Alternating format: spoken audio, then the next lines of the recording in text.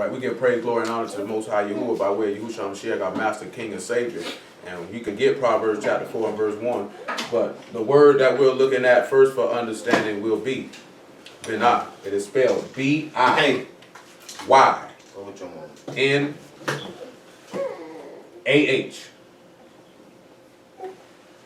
It means understanding and discernment. The first character that you will need to acquire is the Ba. That is your first character. Your next character will be the Nun. And the last character will be the Hey. We will not be looking at no Hebrew math this evening, so don't worry about that. No, I'm just saying that we're not worrying about that right now. So when we turn around and look at what this word would mean, looking at the characters, we would look at into the family of life eternal will breath be revealed, basically. You know what I'm saying? So when you look at getting Binah, the discernment between good and evil, you're going to be able to enter into the eternal family, and the breath will be revealed to you. Do you see why it's important that you have understanding how important that is? Now let's look at Proverbs of Mostly chapter 4 and verse 1. Let's look at the first thing the man tell you in order for you to even get to this direction. He said, "Hear ye children the instruction of a father, and attend to know understanding." So the first thing you need to attend to know is what? Sit down somewhere, man. You know what I'm saying? So the first thing you're going to have to attend to know how to do is to know what's good and what's evil, then, isn't it? That's the first thing you're going to have to be able to discern. He say, "For I give you good doctrine, forsaking you not my Torah." So he say he give you good teaching. Hold this. 2 Timothy 3 and 14.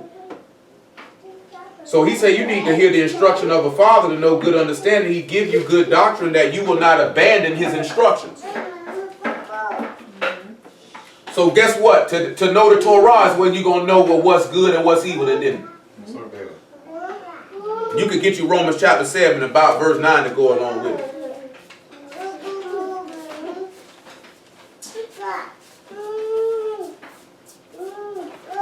2 Timothy 3 and 14.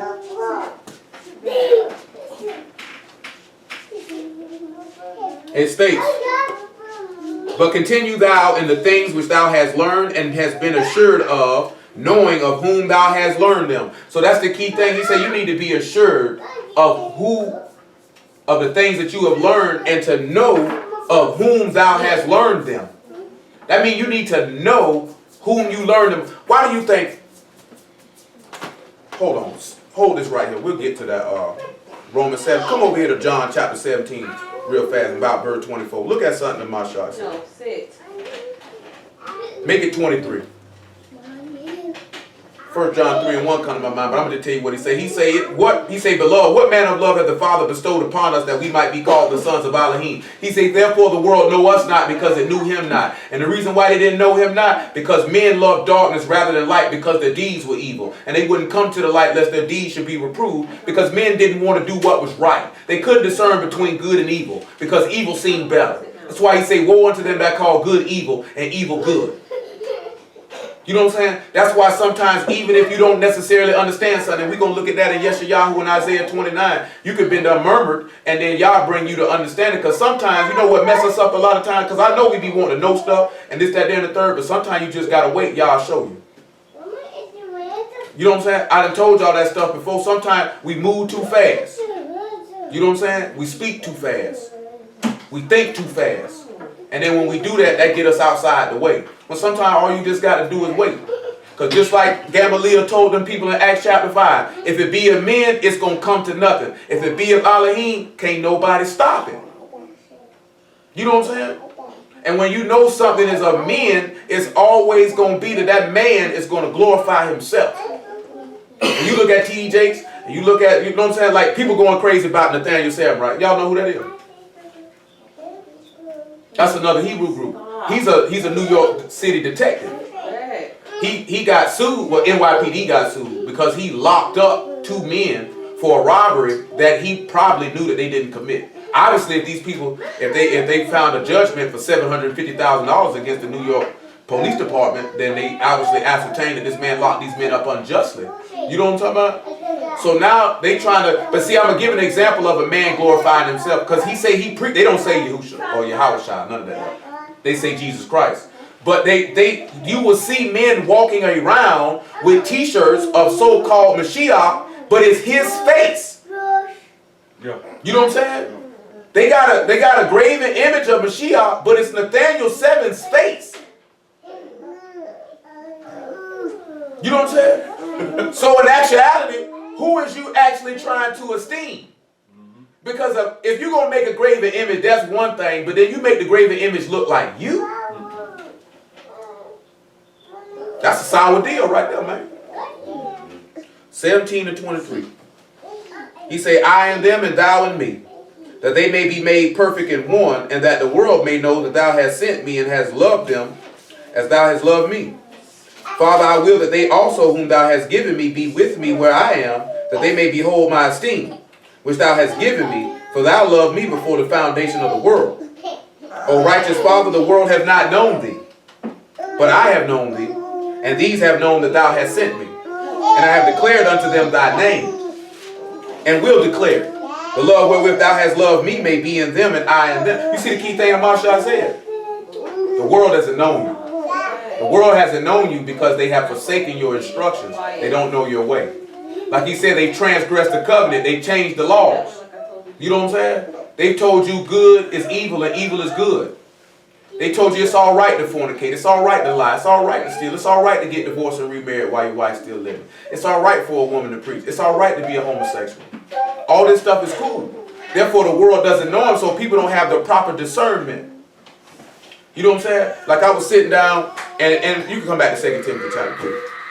We're talking with somebody, and they just reiterated what somebody said to them, that Christians can pull Mashiach out the book. But if Christians can pull Mashiach out the book, then why are the things that y'all's allowing us to know, why y'all didn't know it before you found out you was a Yahudi, before you was an Abri? Why you ain't know that before then? Because if you knew that, if they were giving this information then, I think that would have held you where you were at. The reason being because the information of Mashiach would point to life and the things that pertain to life, which is faith, obedience, mercy, judgment, the love of Elohim. But they weren't doing that. They were pandering to self. They were telling you the Most High will love you while you can do what you want to do. You can be a good person and sin. That's straight Satan. 3 and 14. But you all right, boy. He say, but continue thou in the things which thou hast learned and hast been assured of, knowing of whom thou hast learned them. And that from a child thou hast known the Kodesh scriptures, which are able to make thee wise unto salvation through faith which is in Yahushua HaMashiach. All scripture is given by inspiration of Elohim. Did you hear what he said? The scripture is given by what? Now hold that and look at, now go look at Job 32 real fast about verse 7. He say all scriptures, and get your 2 Peter chapter 2, chapter 1, 2 Peter 1 and 19. All scriptures given by inspiration of Elohim. You really looking like a real grandma. It's the afro, actually.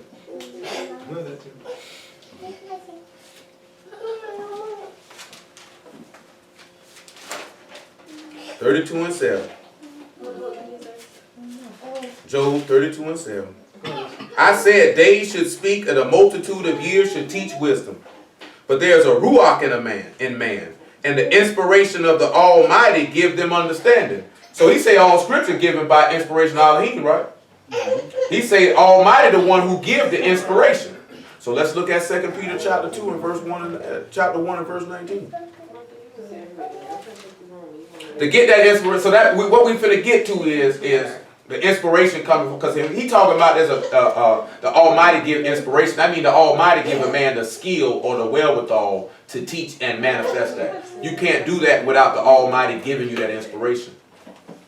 You know what I'm saying? Now, like they would mention to me, like, okay, but what about people if they've heard you do it and then they can turn around and do it? But then that's the same thing. Timothy is a teacher. Those who Yah will ordain to sit back and teach the word, then of course he's going to give them the wherewithal to be able to do something that somebody who's not a teacher is not going to be able to do. Whoa. You know what I'm saying? If Yah has put it in a man, if he gonna put it on a man to teach, then that tabun is gonna be with him. He's gonna be able to have the skill to disseminate the word. Which another word we may look at this evening is scribe. You know what I'm saying? And a scribe is somebody who numbers, declares, to talk, a learned man. You know what I'm saying? See, that's what you sit back and look at. Because some men can be scribes. Everybody's not a scribe. You know what I'm saying? You can have a man sit back and hear the word, and he might not be able to pull out and do things like that because he wasn't given that gift to be a scribe. Because somebody has to declare the word. And that's what a scribe is. And all a scribe is a teacher. You know what I'm saying? That's why when you look at Hebrew 5, he says, hey man, if the time come again that you need to go back to the first principles because the oracles of Elohim, you's a babe, you unskillful in the word of righteousness. You know what I'm saying? If you got to start back over as a teacher to the first principles, which is hear my doctrine and forsake not my Torah, he say you a baby. You know what I'm saying? He say, but those who are full age or mature, they eat strong meat. Because their senses have been discerned, that means he say, desire the sincere milk of the word that you might grow thereby. So that's why he say, who is weaned from the breast, who is drawn from the milk. You know what I'm saying? He say that in Yeshayahu 28. See, there come a time period, yeah, I used to deal with milk, but after a period of time, that baby got to come off the breast. You know what I'm saying? I had to come off the breast. So once you done came off the breast, then you can deal with heavier things. You know what I'm saying? Sitting back looking at things that's in the law, that's milk. Don't steal. Don't lie. Don't fornicate. You know what I'm saying? Keep the Shabbat. Keep the feasts. You know what I'm saying?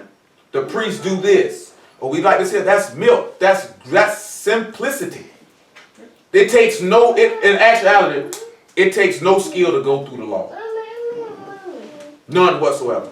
You know what I'm saying? Just read the law and say don't do this, don't do that, don't do this, don't do that, don't do this. Takes no skill to do that. Like my brothers in Detroit say, they out there, they writing out the law right now. Like writing it out. Literally writing it out. You know what I'm saying? That's a task they on right now. You know what I'm saying? But when you actually read the law itself, because I know brothers who do that. They'll just read Deuteronomy 6 and read the Deuteronomy 9. It don't take no skill to do that. Anybody can do that. Because all you're doing is just reading. Do you know what I'm saying? But when you talk about you a full age, then you can actually have the skill to bring forth understanding of what these things are talking about. And that's totally different. It's totally different. What I just went to, man, I lost my page. Second Peter, y'all. I lost my page swinging around now. 2 Peter 1:19.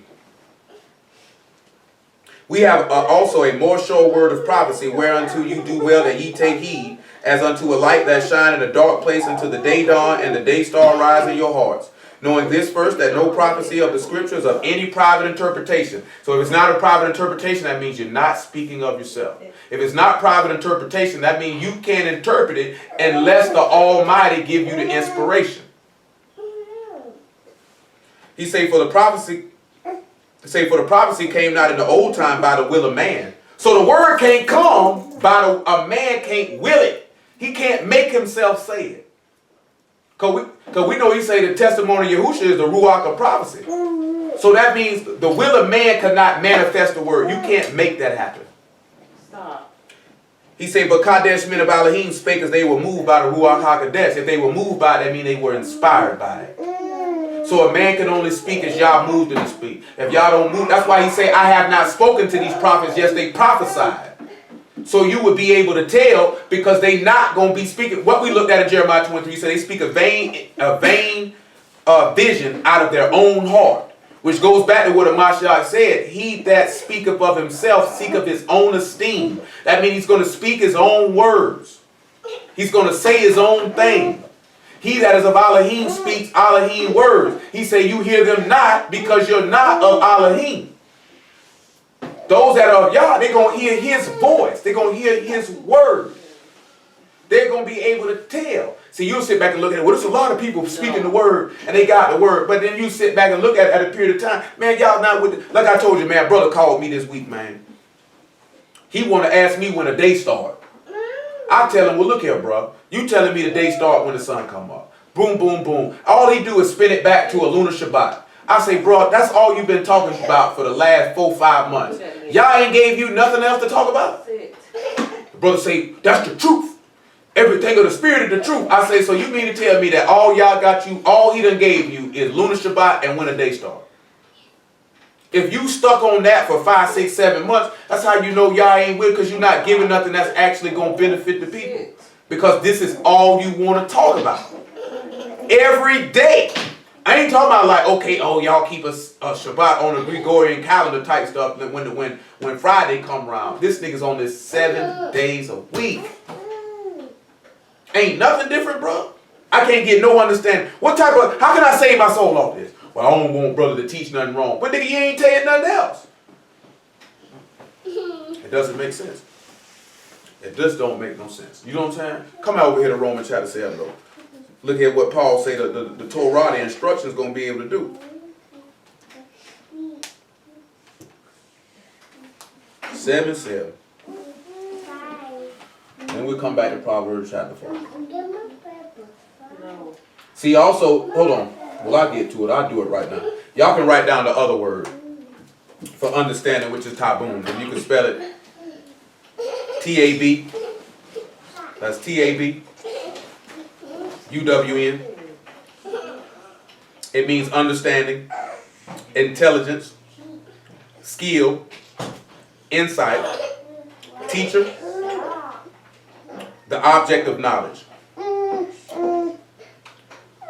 The word that you will, the characters that you will use for this is the tau,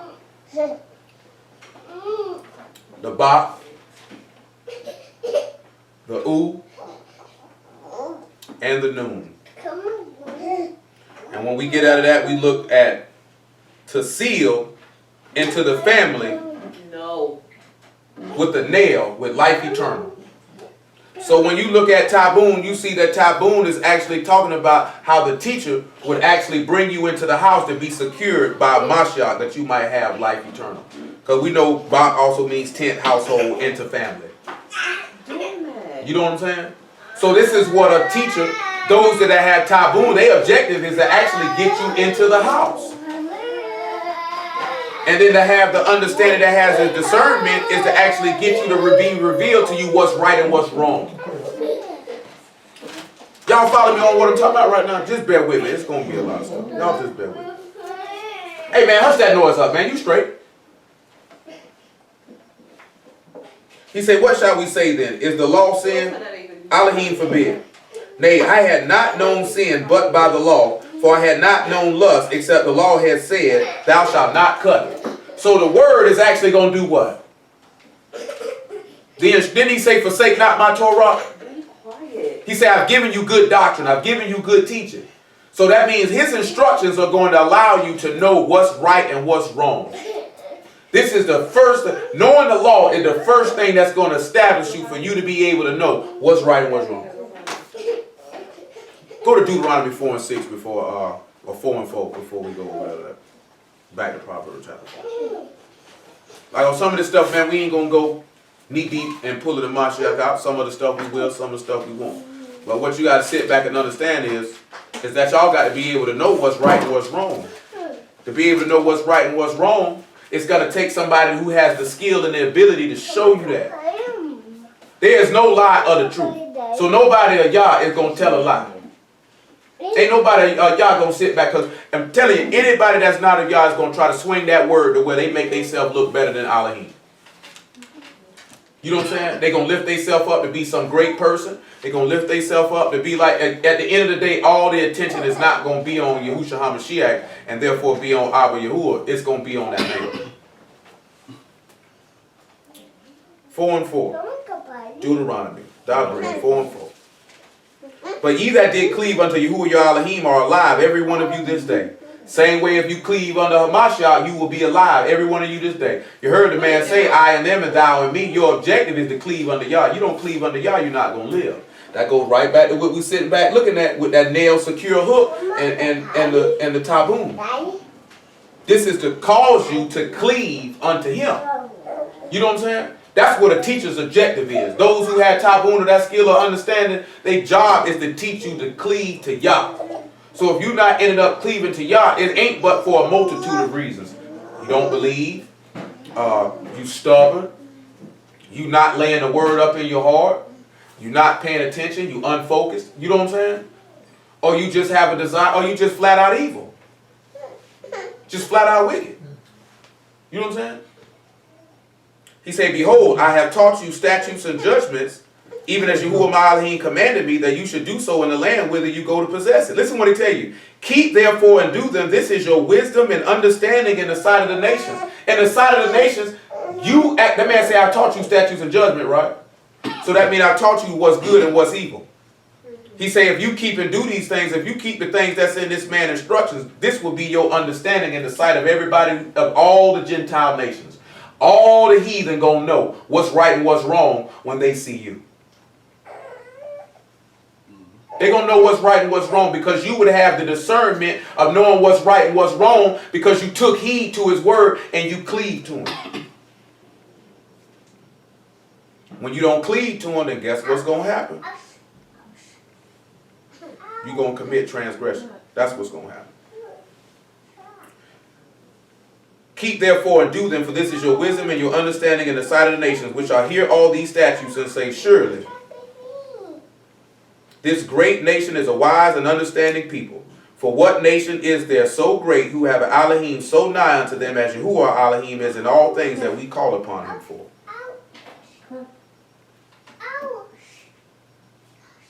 So what would be your understanding in the sight of the nations? To keep them. Reason not just because the law, statutes, and commandments, because these law, statutes, and commandments will give you the ability to know what is right and what is wrong. You understand what I'm telling you? See, you got to sit back and look at something. The nations, he say the nations were having sex with animals and having sex with other same gender and doing these certain things. So when he gave you these laws and these statutes, this was for you to know that what they were doing was wrong and this is right. This is why he say this is your understanding. Because he say the nations who dwelt in this land before you, they did these things. He say you will not do these things. He say the nations sought after necromancers and wizards and astrology and numerology and all these things. He say you won't do that. He said I have not suffered you to do these things. So then when you look at the Torah, you will know this is evil and this is good. Therefore, you'll be able to make the determination between the two. Stop. When he told you in Deuteronomy 13, he said, if a dreamer or a prophet come dream a dream, and he tell you something, and it come to pass, he say, don't follow it. He say, because you know what my word said. Irregardless of what he said. You know, look at Deuteronomy 13. 13 and 1. And then get your 2 Thessalonians chapter 2 verse 3. And Matthew chapter 24. This is what discernment of good and evil going to come in when you actually know the word. You're not going to get got. No, sit in that chair. You know what I'm saying? Because I had an individual actually told me they didn't trust me and they thought that I would use scriptures to be self-serving to make myself appear to be correct. Because of certain situations that have been going on because they were confused. You know what I'm saying? But I tell you like this here, and Jeremiah 48 and 10, or Jeremiah 48 and 10, he say, cursed be he that doeth the work of Yahuwah deceitfully. You know what I'm saying? So if I was to present verses or scriptures to make myself look right, the book say I ought to be damned and go to hell. Because that would be doing the work of Yah deceitfully. That means I would be deceitfully, I would be purposely manifesting scriptures to make myself look a particular way, knowing I'm lying and knowing I'm doing it deceitfully. I ought to burn and go to hell for that. It's not worth it. You know what I'm saying? It just ain't worth it. You know what I'm talking about? See, one thing for certain and two things for sure. To look right and go to hell, that's not worth it. For some people, it is worth it. But I'm speaking for me personally, it ain't that serious. You know what I'm saying? It ain't that serious. Because if it's that serious, you know what I'm saying? If I'm going to take that track, man, I wouldn't be sitting here right now. I'd be out here doing my thing. You know what I'm saying? See, I'm going to tell you something, man. Y'all don't get, if you destined to go to hell, you know what ends up happening? Your mind starts wanting to go do things that are not of Yah. And then like those things start cutting in your mind, like it ain't just your flesh welling up. Because see, not just the thought come in, but then you start to act on it. And then you start doing more things and more things and more things. And then you're drawn away. When y'all resting in your heart, you don't even have the desire to go do these things. And if the desire comes into your mind to do something that's outside the will of y'all, it gets slapped down so fast. You know what I'm saying? You sit back and look at it. If you abstaining from sin, there's going to be a reward for that. You know what I'm talking about? What I'm talking about, boy, when he give you that, like he said, I give you, he said, because you don't like to retain Elohim in your knowledge, I gave him over to a reprobate mind to do those things that are not convenient. So when you don't retain the word in your mind, then you're going to start going to do the things that are not of Yah, the things that are not right, because you're not keeping the word in your heart. So you wonder why you see people, they seem to be falling off or going back. It's because they never retained the man knowledge in their heart. They only retain the things in there that they want to appear to do in front of others. I don't eat no swine. I don't eat no shrimp and lobster. I don't do that. You know what I'm saying? But you'll do this, and this. You won't have no problem with it.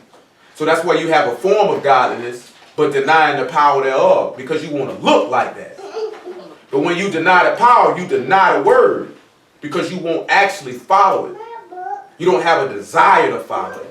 You don't have a want to follow it. You don't have a need to follow it. You have forsaken his doctrine. That means you haven't attained the understanding to know what's good and evil. Evil is more important. Simple as that. He said, if there arise among you a prophet or a dreamer of dreams and give thee a sign or a wonder, and the sign, listen what he says now about the sign or wonder. And the sign or wonder come to pass whereof he spake unto thee, saying, let us go after other gods which thou hast not known, and let us serve them. So he said, if that prophet or dreamer or dream brings up something to tell you to stop serving Yah,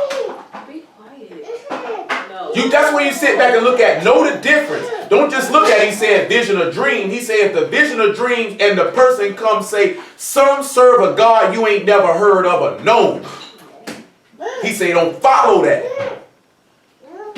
That's where the discernment come in at.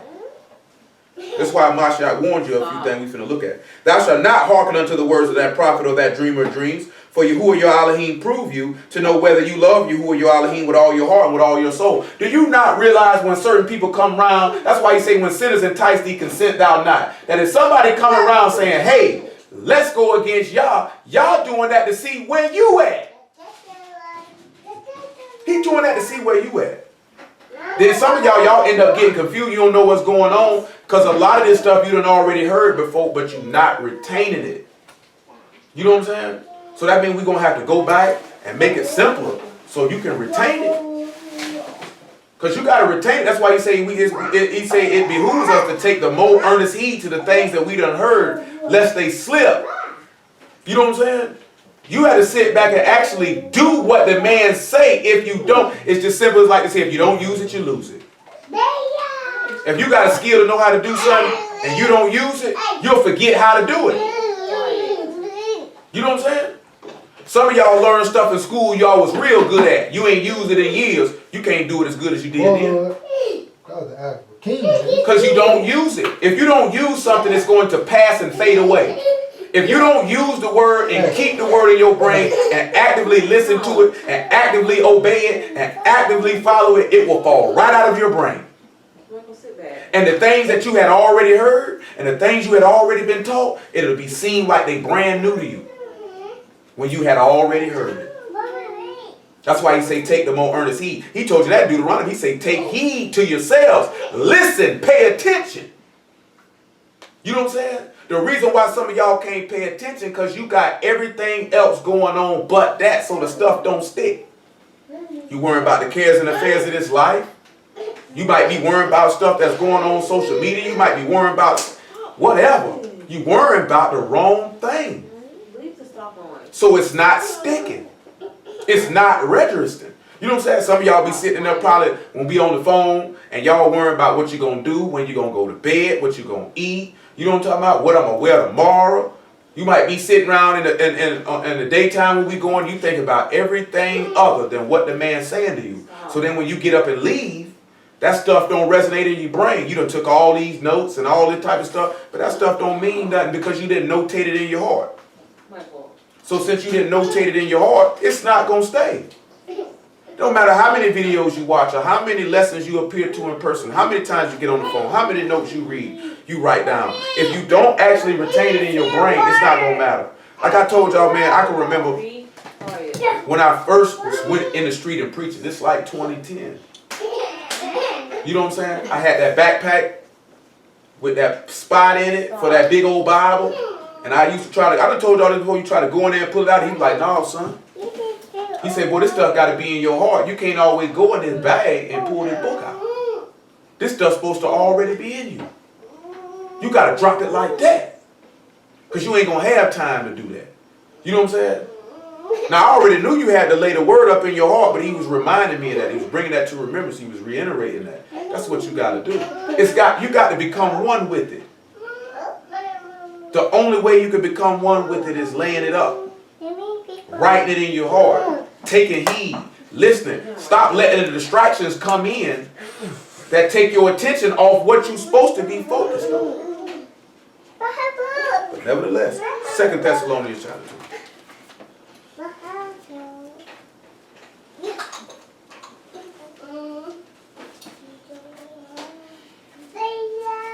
2 Thessalonians chapter 2 and about verse 9.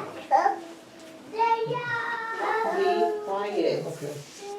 Alright. Alright. Now we beseech you, brethren, by the coming of our Master Yahushua HaMashiach, and by our gathering together unto him, that you not be soon shaken in mind, or troubled, neither by ruach, nor by word, nor by letter from us, as the day of Mashiach is at hand. Let no man deceive you, for that day shall not come, except there come a falling away first, and that man of sin be revealed, the son of perdition, who oppose and exalt himself above all that is called God, or that is worshipped, so that he as God sit in the temple of God, showing himself that he is God. Now you know the only way this man would be able to get somebody like that. Because when he came to come up with those visions and those dreams, he's going to cause you to come after him, isn't it? Now come over here to Matthew 24. Ain't no man, if a man preaching the word, he's not going to cause you to come after him. He's going to cause you to come after Mashiach. This is one of the ways where you could be able to determine who is of Yah and who's not. Those that are of Yah are going to tell you to do what Yah says to do. Those that are of Yah are going to preach Yahushua HaMashiach to you. Those that are of Yah are going to turn you to Kadeshness and away from unrighteousness. Those that are of Yah are going to bring you to light and away from darkness. They're going to bring you to life and away from death. Those that are of man or of Hashatan are going to speak the things that are of the world and of the flesh and of themselves. It's just that easy to be able to discern. Sit right here. Some things are not as difficult as we think they are. You know what I'm saying? Some things seem difficult, but they're really not. Matthew 24 and 23. He say, then, if any man shall say unto you, lo, here is Mashiach, or there, believe it not. For there shall arise false Mashiachs and false prophets, and shall show great signs and wonders, insomuch, if it were possible, they should deceive the very elect. Behold, I have told you before. He just told you in Deuteronomy 13, didn't he? I done already told you. So when these men are false, they seeking to draw you after them and away from him. This is why he say don't forsake. You see why he say don't forsake my Torah? Because when you don't forsake the Torah and you keep it in your mind and you would tend to understand it, to discern between good and evil, you would know who is of Yah and who is not. 1 John chapter 4 verse 1. I mentioned it. You know, I done had people mention this particular epistle letter to me before. You know what I'm saying? And I done been in the street, people be asking me questions. I just had somebody say it to me about a couple weeks ago. I don't get mad if you go to asking me certain stuff. I'm trying the spirit. I ain't mad at you. I mean, I know that's what the book say do. You know the only people get mad at it? People who don't want their spirit tried. You know what I'm saying? Any one of y'all know you can ask me anything, can't you? When it comes to this right here, do I get upset with you? Why you ask me that? I can't believe you asked me that. All right, I'll show it to you. You ain't saying nothing. You know what I'm saying? You have to sit back and look at that. One thing about somebody who false or don't want you to know something, when you ask them questions, they're not going to want to answer them. You know what I'm saying? Or if you ask them as it claim to matters pertaining to the scriptures, they're not going to want to deal with them. They'll put it on the back burner. We'll deal with that later. We'll deal with that later. We'll deal with that later. Sure, we could deal with it right now. We could deal with it in front of everybody if you want to. You ain't said nothing. I ain't saying that out of no pride or nothing. It's like I'm not shy. I ain't scared of that. Nothing to be scared of. I know you've been in a lot of churches. Them boys don't like when the people asking questions to them. They don't like that, do it. You know what I'm saying? Y'all just seen recently people asking questions about me. Did I back off from them? Stood right and right there. What you want to know? I'm not finna go nowhere. Don't bother me now. Say, beloved, believe not every ruach, but try the ruachs whether they are of Elohim, because many false prophets are gone into the world. So we already know what a false prophet going to do. They're going to give you a vision out of their vain heart. They're not going to cause you to hear Yah's words. They're going to draw you after themselves. They're going to cause you to walk after the flesh. And they're going to cause you to walk after the things of this world. Period. Bottom line. Hereby you know ye the ruach of Elohim, every ruach that confess that Yahushua HaMashiach is come in the flesh is of Elohim. Do you not realize, most of y'all, since y'all known me, that all I've ever done since you known me is confess that Yahushua HaMashiach is come in the flesh? Whether you know it or not, that's all I've ever done. Period. And I ain't even talking about just saying, oh, he walked the earth, going through the word and showing you that. That's how he said you going to know ye the spirit of Elohim, the ruach of Elohim, off that. This how you going to know y'all with the person. You see how simple that is? No. That ain't even difficult to ascertain. Hold on, get Romans 10 and 10. Sit down. Because you know, Psalms 119, 104, he say through thy precepts we get understanding. We know precept ain't nothing but another word for the word, right? So through a Mashiach we get understanding. We're going to know what's good and what's evil through a Mashiach. He came to teach that. Matter of fact, you could get Psalms 119, 104. I want to pull the Hebrew word up for precept on that one real fast. While we looking at Romans 10 and 10. Y'all willing, we'll get back to Proverbs chapter 4 eventually. Romans 10 and 9. Matter of fact, make it 10 and 8. Romans 10 and 8. Will I get that word? But what saith it? Now he's quoting Deuteronomy 30, y'all. For those of y'all who do not know, he's quoting Deuteronomy chapter 30. Picking it up probably about verse 9, I would wager to say, is where it starts at. But he's quoting Deuteronomy chapter 30. Deuteronomy chapter 30 is what he quotes. Hey, little Mike, man, stop being hard-headed, boy. That's how you get dropped on your dome. He said, but what saith it? The word is nigh thee, even in thy mouth and in thy heart. That is, the word of Amunah, or the word of faith, which we preach. If thou shalt confess with thy mouth the Master Yahushua, and shalt believe in thy heart the Elohim raising from the dead, thou shalt be saved. You know what the words say about the heart, right? What he kept telling you to do with your heart in the law. I'm going to see who remembered out the law. Out the Torah, what he told you to do with your heart? Circumcise. Not just circumcise it. He told you to do something else. Yeah, he said he told you to bind certain thing, the frontlets on your heart, but he told you to lay up the word in your heart, right? So for you to believe in your heart, guess what that means? That means you're going to have to, the word, you got to believe what the scriptures say from out the heart. Hello? Yeah. Now, the word precept, everybody, the word is sab. It's a masculine noun. It means command, ordinance, or oracle. Used in mocking mimicry of Isaiah's words, that's not a true divine command. Now, they smoking crack on that. You know what I'm saying? Mm-hmm. Says a mocking word that Isaiah used. But it's a command or it's an ordinance. So he say, through thy commands or thy ordinances, I get understanding.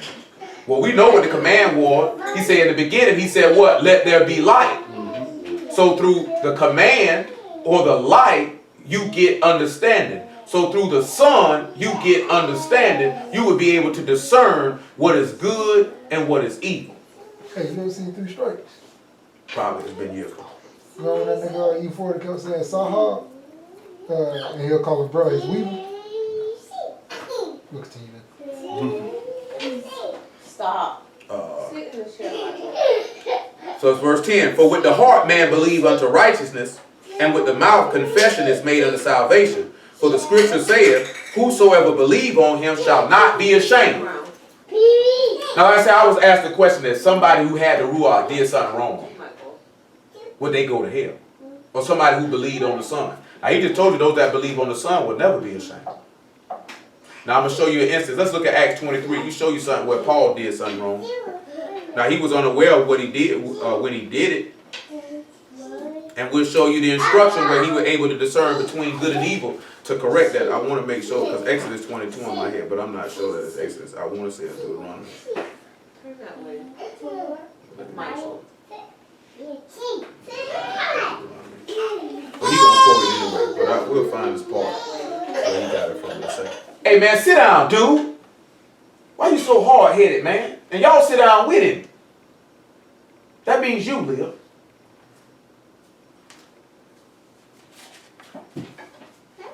Acts 23:1. And Paul, earnestly beholding the council, said, Men and brethren, I have lived in good conscience before Elohim unto this day. And the high priest Ananias commanded them that they stood by him to smite him on the mouth. So they slapped this man in the mouth. Then said Paul unto him, Elohim shall smite thee, and thou witted wall, for thou sit thou to judge me after the Torah, and command me to be smitten contrary to the Torah. And they that stood by say, Revile thou Elohim's high priest? Then said Paul, I wist not, brethren, that he was the high priest. For it is written, Thou shalt not speak evil of the rule of thy people. So he ain't able to discern between good and evil. Because God done slapped him, he finna go slap off. Now regardless of him not knowing that was the high priest, he still transgressed though. You know what I'm saying? Now we already know, because we done dealt with this before, that Mashiach was the sacrifice for sins out of ignorance and all. Because Paul did not know that it was the high priest. All he know is, man, you gonna slap me contrary to the law? He say, man, may y'all slap you, nigga. I can feel it though. But if you ain't did nothing wrong, somebody slap you, and they talking about the Torah, like, hold up, man, may y'all slap you. He said, boy, you gonna talk bad about the high priest? I said, he said, well, I would have did that. I didn't know that. Oh, no. Why? Because he didn't forsake the Torah. He understood good doctrine. He told you he was taught in the perfect manner of the law. Come look and see if that's Deuteronomy 22 it is. I want y'all to know exactly what that's written in, so you can see it for yourself. It was Exodus 22. I was tripping the whole time. Look right at it too. Exodus 22 and 28. Exodus 22 and 28.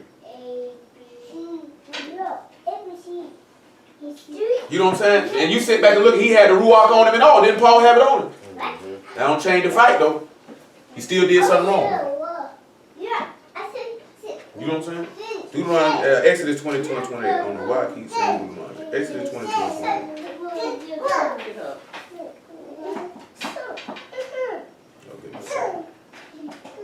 28. And it says, Thou shalt not revile the gods, nor curse the ruler of thy people. Now we know sin is transgression of the law. That's what he did. That's not what he did. He said, and when it was brought to his attention, he said, oh no. He said, oh no. You know the people did that to a Mashiach. Because you know what one of the words mean for ruler of your people? It means Nasi.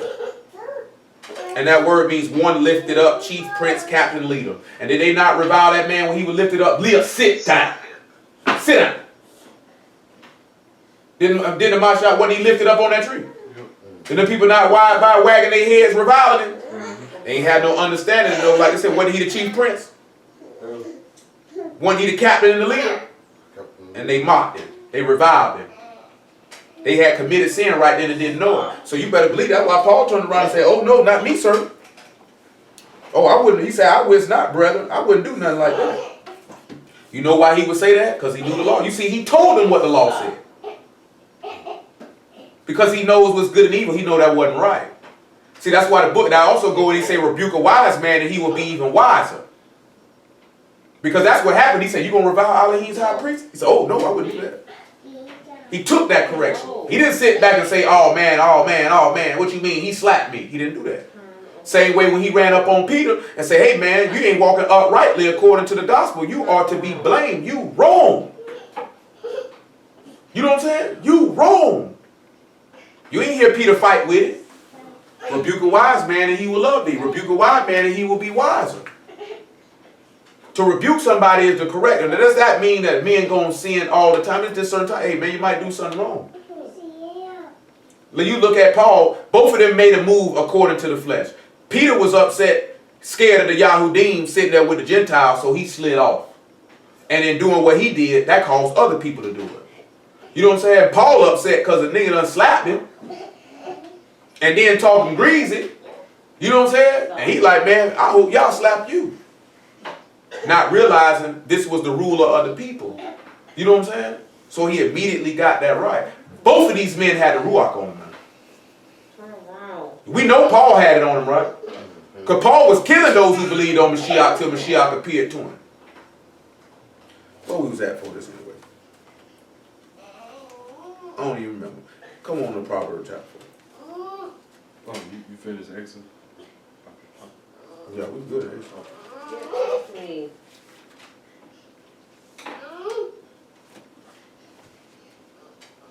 Proverbs 4 and 3. Oh, we was in 1 John chapter 4. That's what we was at. We had jumped over there to Romans 10 real fast. We finished 1 John chapter 4 and we finished verse 3. So, when we was reading verse 2, to know that the Ruach confessing Yahushua HaMashiach coming in the flesh is confessing him through the scriptures. As we seen in Romans chapter 10, right? You got to believe in thy heart. He say the word is very nigh to thee, even the word of faith. So to confess him is to actually have the word inside of you. To believe the word in your heart or in your mind. You know what I'm saying? That's confessing him. You can only confess him through the scriptures. So if you sit back and look at, is the Ruach HaElohim with this brother? Is Yah with this brother? If I'm confessing Yahushua HaMashiach and saying he came in the flesh, the book is telling you that's your evidence. You know what I'm saying? You should be able to discern from that. He said, every Ruach that confess not that Yahushua HaMashiach is come in the flesh is not of Elohim. And that is the Ruach of Anti-Mashiach. Wherefore you have heard that it should come, even now already is it in the world. So those who, and you got, I'm telling you, man, I done had Hebrew Israelites tell me that it was utterly ridiculous for me to say the whole book was about this man. Regardless that they say they believe in him or not, they are bearing witness that they don't. From that statement, that's not the statement of an individual who, because you wouldn't open your mouth and say that if you had the understanding of the precepts. Just like I mentioned to y'all, Psalms 119, Telahim 119, 104 says, through thy precepts, through thy commands, through thy instructions, we get understanding. I asked for Ephesians 4 and 18, and that's what we'll look at.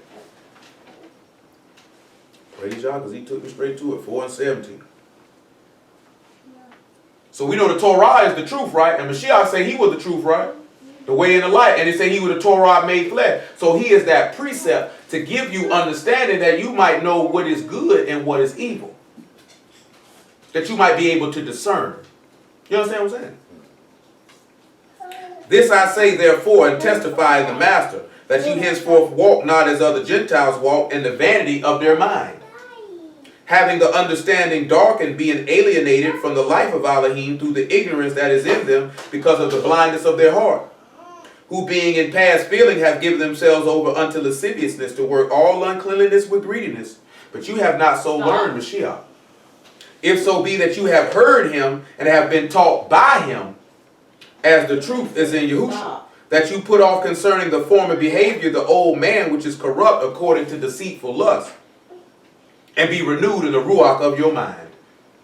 That you put on the new man, which after Elohim is created in righteousness and true Kadesh. So if you actually heard of Mashiach and you heard the truth, or been taught by him, and to be taught by him, you'd have to be taught by somebody that had the tabun or the skill to be able to relate it, right? A scribe would have to give it to you. Then you would know what is right and what is wrong. You know what I'm saying? You would no longer abide in darkness. You would abide in light.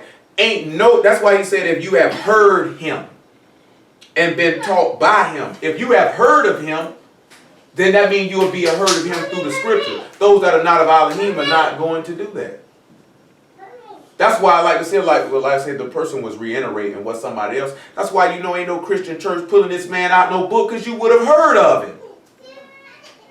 You wouldn't be coming around here and be like, I ain't even know that was talking about him, or I didn't know that was talking about him, or I didn't know that was talking about, or I didn't know that related to this or related. You would have already had that information. There would have been no need for you to lead a Christian church because everything you needed would have already been there. That's common sense. Hello? No. Shalom. Like everything you needed would have already been there. If Yahushua HaMashiach was in the Christian church, then a nigga would have went. But you walk in a Christian church, you see a blonde-haired, blue-eyed white man. So you know he ain't there. And you know they ain't showing it. Because the doctrine that's in the Christian church is not a doctrine that comes from black people. It's a doctrine that comes from your oppressor. So you already know Mashiach ain't going to be in there nowhere. Anybody can see him in Isaiah 53. That's not hard. These people do have a small understanding of your mysteries. Don't get it twisted. They do know some of them. And that's what throws some of y'all off, because they know some of them. So you thinking, well, they doing it too. No, they not doing it. Because they got to put stars in their books to tell you this talking about him. But what about the parts that's talking about him where there ain't no stars at? That means the people don't know. You know what I'm saying? All they going to be able to tell you is, and then they don't even deal with the scriptures like that. You know the people stay from Matthew to Revelation. You know that's what they do. Stop. Come on to Proverbs chapter 4, man. I got a lot in my head and I ain't got a lot of time.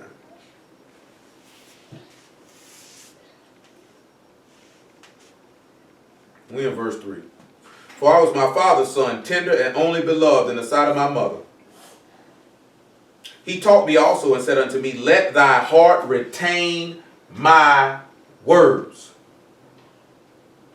What didn't he just tell you? If you believe in your heart, you will not be ashamed. That's the thing that mess a lot of people up. You don't retain the man's words in your heart. They're not staying in your brain. That's why he say, since you did not like to retain the knowledge of Elohim, he will turn you over to a reprobate mind to do those things that are not convenient. Because you didn't want to retain this man's words and the understanding that come from this man's word to know what is good and know what is evil. I'm going to let you be evil then. So at the end of the day, you know whose fault that's going to be? Yours. Yours.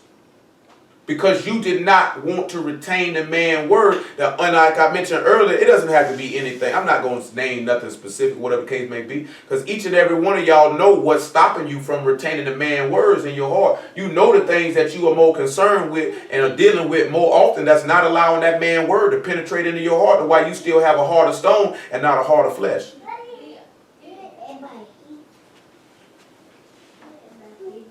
He taught me also and said unto me, let thy heart retain my words, keep my instructions and live. Get wisdom. So remember, he told you to get wisdom. Remember, wisdom is coat mouth, right? That means get skill in how to war. Get understanding. You know what he's telling you to do? Know how to war and know how to discern what's right and what's wrong. You know Psalms 144. Psalms 144.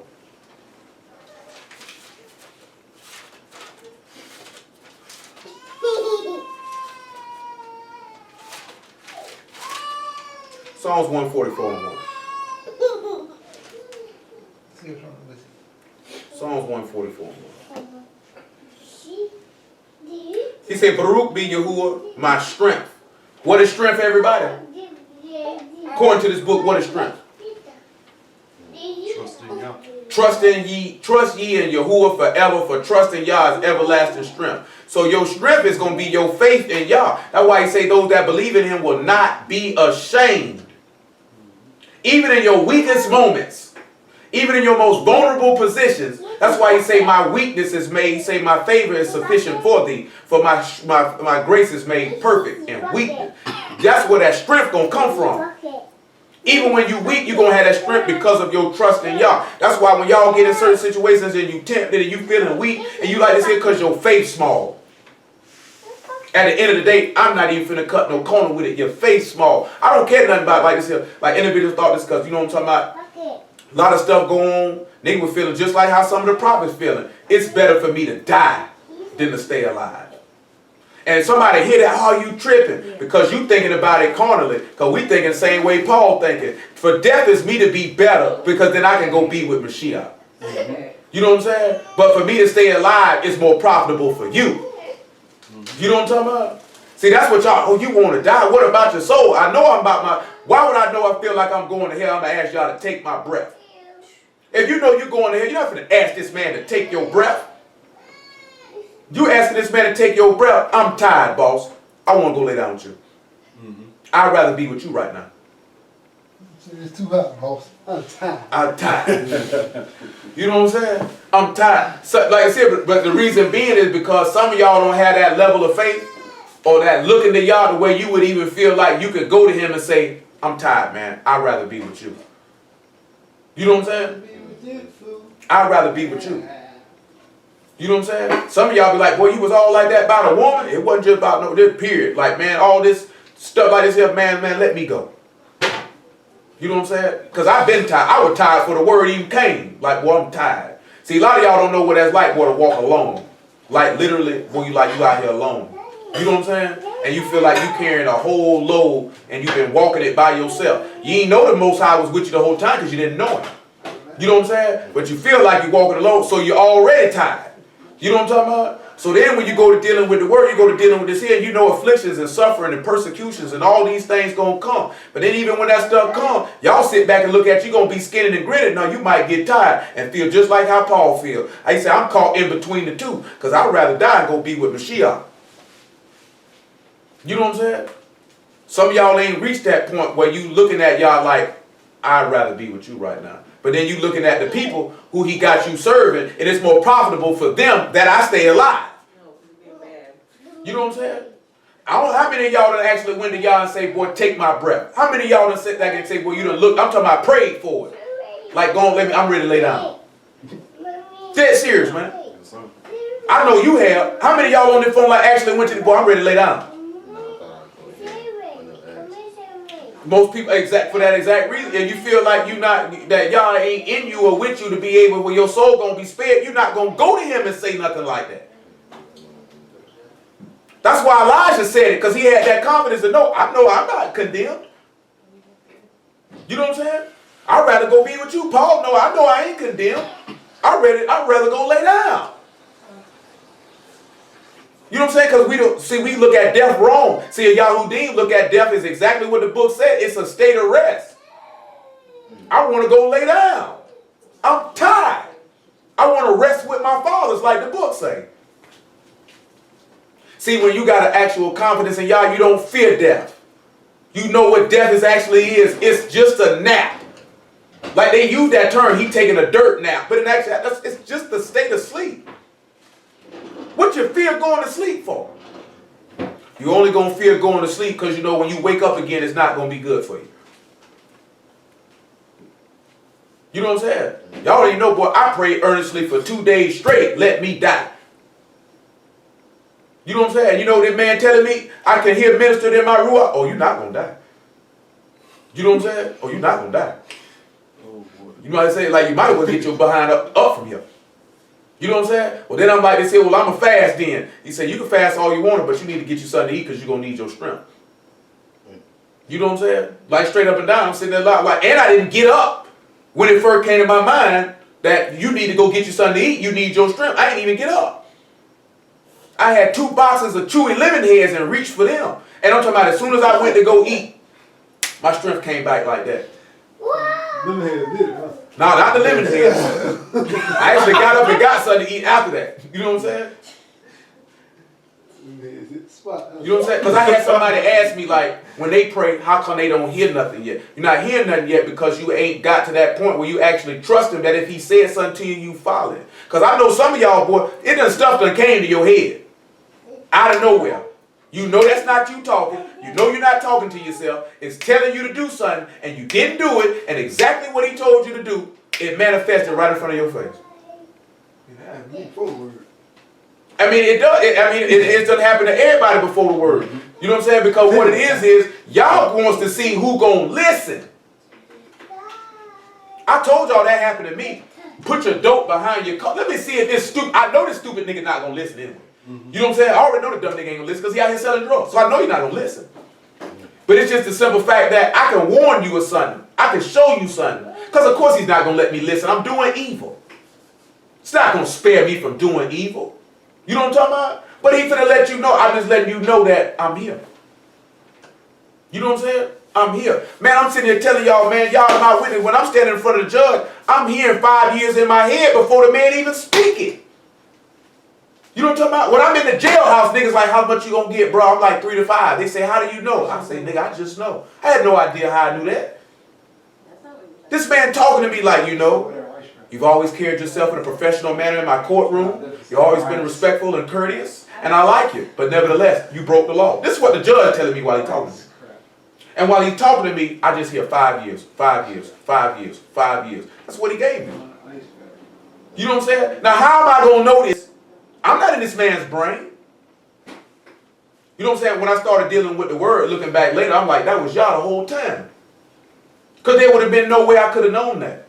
I'm telling people I'm going to get 3 to 5 years with confidence too.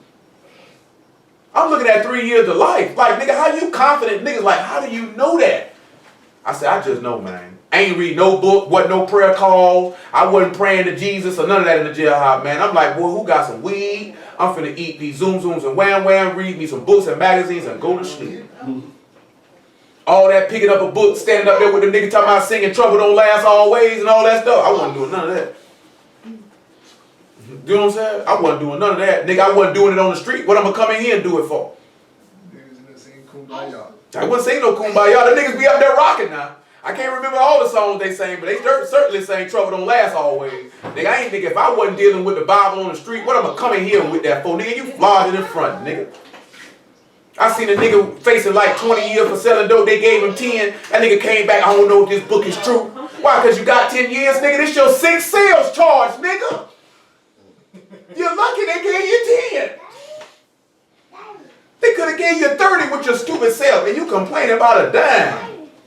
What are you doing, my boy? No, in all actuality, this was like his 4th or 5th one. I remember the nigga named William Raspberry. And then came back from court. He said, how I know this book true? How I know this book true?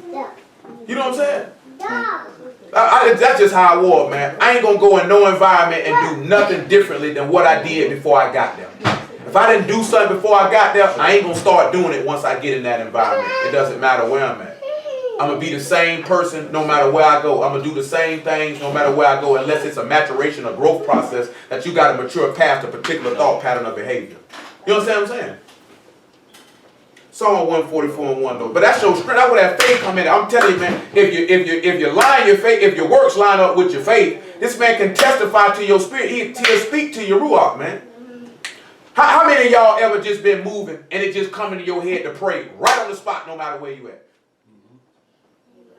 You know what I'm saying? You think you telling yourself to pray? Straight up. You know what I'm saying? Boy, I was in the shower the other day, and last night this man said, pray and pray right now. You know what I'm saying? I'm bathing. You think I'm in the shower thinking about praying, man? You know what I'm saying? What you think I'm going to do? I'll pray later. You know what I'm saying? I'm going to pray right then.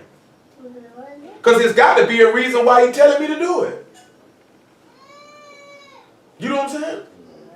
Stuff like that just don't come to your head. Like I told y'all the other night, boy, I was so hot. Boy, I'm going to tell myself that calm down, unless I'm going to take something from you. Something that I don't have any control to get because I don't have it. You know what I'm saying? So how can I tell myself that I'm going to take something from myself that I don't even possess? You know what I'm saying? He would get that. That was that warning. He like, nigga, because you're tripping. I'm telling you, like I said, I'm going to tell y'all something too. You'll know if I'm actually angry because my breathing changed. You know what I'm saying? You heard it. You know what I'm talking about? You heard it. You know what I'm saying? You heard it too. My breathing changes. Like when I'm frustrated, you know what I'm saying? You be like, say, when I'm angry though, my breathing change. My breathing gets a little bit deeper. You know what I'm saying? My voice kind of changed. You know what I'm saying? And you be like, boy, I can remember that night. Love say, boy, you need to calm down. You sure you want to go do that? You know what I'm talking about? Like, yeah, I think I want to go do that. You're like, you sure you want to go do that? Absolutely. You know what I'm talking about? So, you know what I'm saying? He say, blessed be Yahuwah my strength, which teach my hands to war, my fingers to fight. My goodness and my fortress, my high tower, my deliverer, my shield, and he in whom I trust, subdue my people under me. Do you not realize they're talking about Mashiach when he say, I make your enemies thy footstool? You know how he taught his hand to fight? Because our warfare is not carnal, but spiritual, to the pulling down of strongholds, He pulled down death. But you know why he had this, that Yah taught his fingers to war and his hands to fight? Because he had Kokma, he had the skill to go to war. Because he had wisdom, because he feared Yah. We done dealt with Kokma, so I'm not going to go into that in-depthly and deeply right now. But you got to attain the wisdom to go to war, because then when you attain the wisdom to go to war, you'll know what's good and evil, because you'll have the understanding, you'll have the binah. It's important. You know what I'm saying? Now that we dealing with the language and the picture graph and all these type of things, this stuff shall start allow you to start resonate. You're supposed to actually look at the ruach of wisdom to know how to fight. So when you look at knowing how to fight, this talking about knowing how to resist your flesh. That's something. So let's go back to Proverbs 4. That's why he say get your wisdom and get your understanding. Then you'll know how to fight and know what's good and what's wrong. We'll read verse 5 one more time. One more time. Get wisdom. Get understanding. Forget it not. Neither decline from the words of my mouth. That means don't go back and go backwards. Go back. Hold what you got. 2 Peter chapter 2. Don't go backwards. He said you better get you some skill. You better get you some discernment. And you better not turn from my words. Boy, I'm talking about, boy, you don't be careful, man. Y'all sit back, look at it. Boy, I'm talking about, he said your adversary, Satan, walked through to and fro through the earth to see who he may devour. You don't realize when all that doubt and all that stuff be creeping in your head and all that confusion, that's the adversary. Elohim is not the author of confusion. So when you turn around and you find yourself confused, that's the adversary authoring that. You supposed to know that. We done went through that before. Ain't nothing coming from Yahuwah gonna have you confused. So if it's got you confused, you know that's the adversary. And when you know that's the adversary, then you know what you need to do? Let me take a step back. And not take a step back to decline from the word, but let me take a step back and just let me wait on Yahuwah and he'll manifest everything clearly. You know what I'm saying? Because I just had somebody say they were confused on something. I say, well, just write down what you were confused about and where it came from. You know what I'm saying? Because adversary also doesn't necessarily mean Satan. It also can mean just a human being. You know what I'm saying? We ain't got to that point yet, but it also can mean human being. Hello? You know what I'm saying? It can actually mean a human being, a person. And they can be an adversary to come against you. You know what I'm saying? 2 Peter 2 and about verse 20. For if after they have escaped the pollutions of the world through the knowledge of our Master and Savior Yahushua HaMashiach, and they are again entangled therein and overcome, the latter end is worse with them than the beginning. Do you not realize if you came up out of the world by the knowledge of Yahushua, that means if you've been rolling with us, right, and you've been listening to the preaching of Mashiach, and then you go back to the world, it's going to be worse than when you started. Before you started dealing with the word, if you thought you were bad then, it's going to be 7 times worse for you when you decline from the words of his mouth. He told you, get skill and get discernment. When he telling you that's what you need to get in your mind now when you hear wisdom. When you hear Kokma, you need to say that this is skillful war. You need to know how to fight and you need to know how to discern. So that means you need to know how to fight. You need to know how to look at stuff and know how to break stuff down. That's why a lot of y'all get caught up in stuff you ain't got no ability. You ain't got no ability to discern nothing.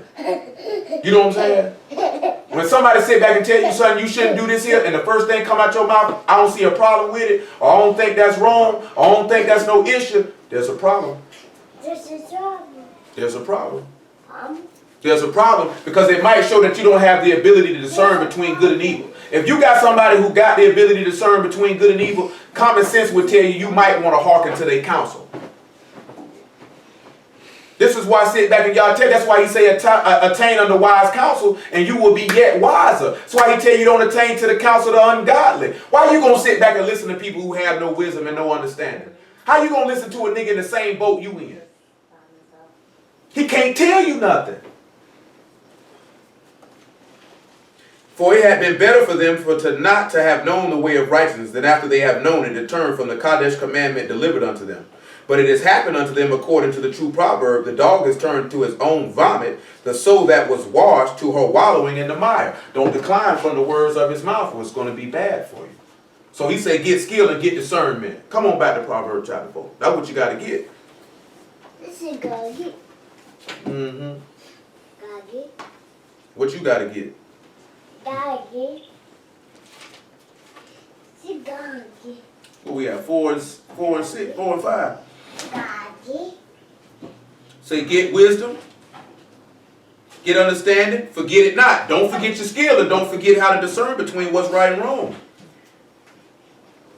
Neither decline from the words of my mouth. Forsake her not, and she shall preserve thee. Love her, and she shall keep thee. Wisdom is the principal thing. Therefore get wisdom, and with all thy getting, get understanding. Know what's right and know what's wrong. And all thy getting, figure out what's right and figure out what's wrong. You got to figure out what's right and you got to figure out what's wrong. The only way, and we already looked at that according to the law. What is that? That's his laws and commandments, then, ain't it? That's how you're going to be able to know. This is what's going to open up your brain to understand the way of Yahuwah. Job 28:12.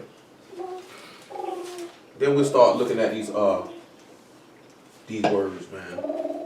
Hold on, I'll give you the other word too right here. We got scribe right here. If we don't get to it today, y'all we'll get to it soon enough. The word scribe will be kafar. It'll actually be pronounced, my bad, it's pronounced safar. And it means to recant, to number, to declare, to talk, to count exactly, and a learned man. And the character you will need is the kaf, the olive, and the raj. And you know what this is going to really break down to? Huh? And you know what it's going to break down to? The arm that covers the strength and the rock. You know what I'm saying? Turn around and now you got the leader and the first, the head person and the highest. So you know what a scribe will actually do? Lead you to have you covered by the leader who is the highest. So you know what a scribe's objective is? To take you straight to the sun. The same thing that's the objective of somebody who has the taban, or the taban, to get you to the sun. So this is another way where you're going to actually be able to ascertain if Yah's with a man or Yah's not with a man. Because that man's objective is to get you to the sun. To get you to the sun is going to get you where? It's going to get you to the Father. And that's going to get you eternal life, like you said. Job 28:12. Cool. He said, but where shall wisdom be found, and where is the place of understanding? Man know not the price thereof, neither is it found in the land of the living. The depth saith, it is not in me. The sea saith, it is not in me. It cannot be gotten for gold, neither shall silver be weighed for the price thereof. Hold what you got. Come over here to Acts chapter 4, if I'm not mistaken. He say silver and gold can't get it for you. You can't buy this.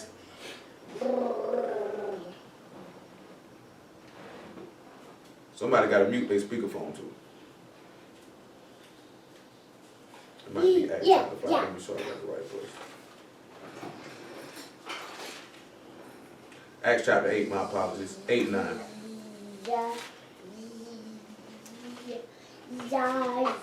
Acts of the Apostles, the 8th chapter and the 9th verse. But there was a certain man called Simon, which before time in the same city used sorcery and bewitched the people of Samaria, giving out that himself was some great one. You see what he was doing? He made himself seem great, right? He spoke of himself. To whom they all gave heed from the least to the greatest, saying, this man is the great power of Elohim. And to him they had regard, because of that long time he had bewitched them with sorceries. Now what does the book say a sorcerer is? A rebellious person. So somebody who would be not of Yah is going to teach you to rebel against the light. Somebody that of Yah is not going to teach you to rebel against the light. But when they believed Philip preaching the things concerning the kingdom of Elohim in the name of Yahushua HaMashiach, they were immersed, both men and women. Then Simon himself believed also, and when he was immersed, he continued with Philip and wondered, beholding the miracles and signs which were done. Now when the apostles were at Jerusalem, heard that Samaria had received the word of Elohim, they sent unto them Peter and John. And when they were come down, prayed for them that they might receive the Ruach HaKodesh. So even after they were immersed, they still didn't get it. They made supplication to Yah for them to get it. For as yet he was fallen upon none of them, only they who were immersed in the name of the Master Yahushua. They laid their hands on them and they received the Ruach HaKodesh. And when Simon saw that through the laying on of the apostles' hands the Ruach HaKodesh was given, he offered them money, saying, give me also this power, that of whomsoever I lay hands, he may receive the Ruach HaKodesh. But Peter said unto him, thy money perish with thee, because thou thought the gift of Elohim may be purchased with money. Thou hast neither part nor lot in this matter, for thy heart is not right with Elohim. Ain't that what we just looked at in Job? Say, where's understanding, right? We know from Luke chapter 24, after he rose from the dead with that Ruach HaKodesh, what did he do? He gave them understanding that they might understand the scriptures, didn't he? That they might know that all things in the law of Moses and in the Psalms and the prophets were concerning him. So that they might dwell in him and he might dwell in them.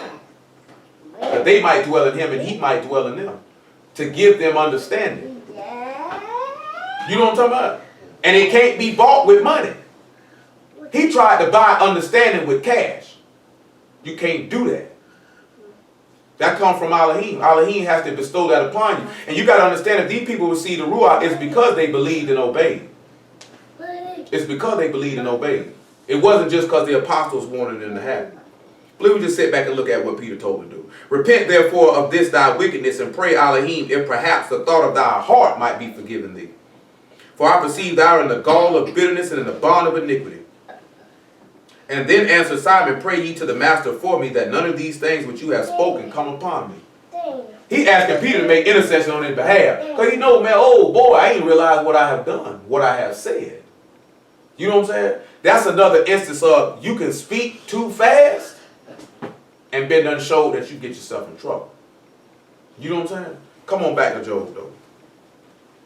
We ain't going to read all of it. We done dealt through Job 28 before. We just want to read that depth. But you can drop down about verse 28, though, because that's what we want. I just had to hit that real fast.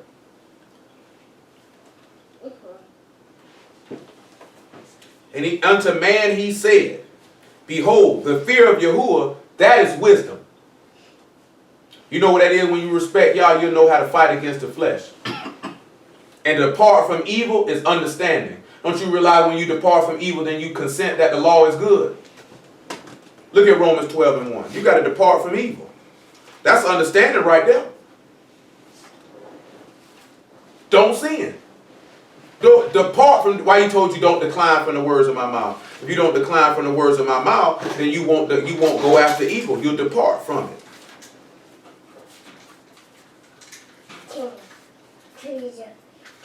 Romans 12:1. I beseech you, brethren, by the mercies of Elohim, that you present your bodies a living sacrifice, Kadesh, acceptable unto Elohim, which is your reasonable service. Be not conformed to this world, but be ye transformed by the renewing of your mind, that you may prove what is that good and acceptable, perfect will of Elohim. To be able to prove the perfect will of Elohim, you would have to have that understanding to know what is good and what is evil in them. That means you would have took up your stake and you would have followed Mashiach and you would have resisted the flesh. This is why Peter said, let the same mind, he said Mashiach suffered in the flesh. Let that same mind be in you. He that suffered in the flesh cease from sin. So this is where the Banah is going to come in. You're going to be able to discern what's right and what's wrong. You know that's what messes a lot of people up, because they don't know what's right and what's wrong. And let's look at something else, because I know I mentioned this right here. Let's look at this. Let's go back to this Galatians chapter 2. Matter of fact, let me get Galatians 6:1 first, because I mentioned this here and I don't want to get out of here without not touching on it first. Galatians 6:1. We're going to sit back and show you understanding and discerning between good and evil. We're also going to show you a man who had the Ruach on him, who did something wrong and got straightened. And then we'll go in the law and show you that one there. And hopefully y'all will, and I can get to all this stuff. I got too much stuff in my brain for one day, to be honest. And I ain't going to keep y'all too long. Brethren, if a man be overtaken in a fault, Come sit down. ye which are spiritual, restore such as one in the Ruach of meekness, considering thyself, lest thou also be tempted. Now, I'm going to ask y'all a question. If they caught in a fault, what that means? They done something wrong. Now, let's go to Galatians chapter 2.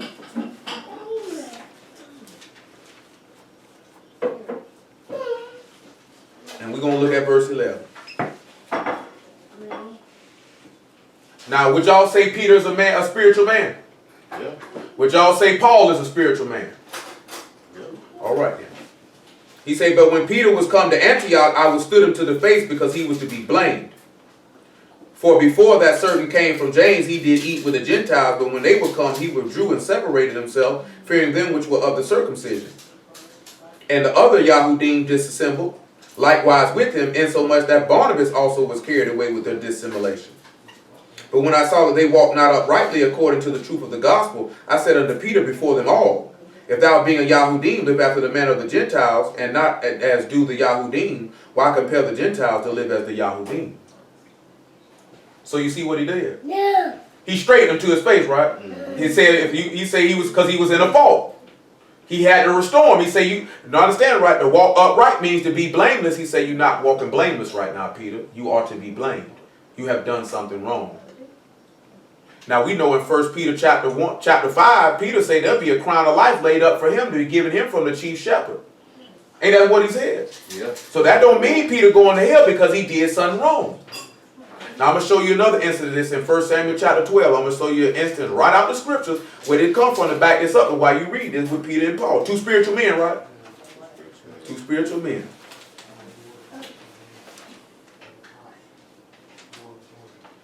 My bad. It's 2 Samuel chapter 12. I want to say. Might not be that. I always call the wrong chapter when it comes to this story.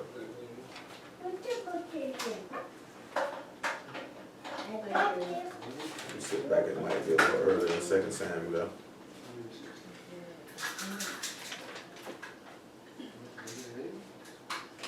I always do this. Yellow. Hello? Chapter 11. Yeah, chapter 11. 2 Samuel chapter 11. Yeah, you already know the story I want. I always do it too.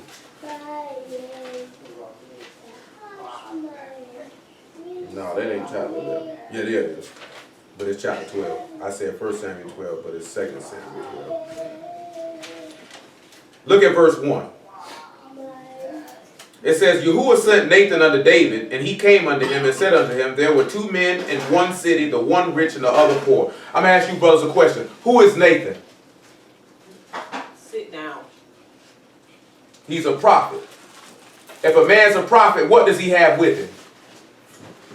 He has the spirit of The Ruach is with him. Yeah. What was David?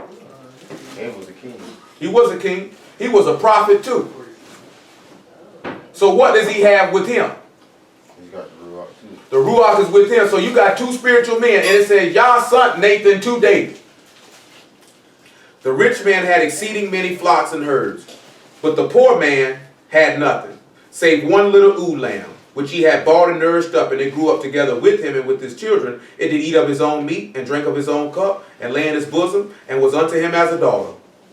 Now you notice here, we done dealt with this before. You see how this poor man had nothing? Because you could go look in 2 Corinthians chapter 8 and verse 9, and it says, you know the favor of our master, Yahushua HaMashiach, that through he made himself poor, that through his poverty we might be made rich. Because this poor man had nothing. And they turned around and he said he bought and nourished up. And it grew up together with him.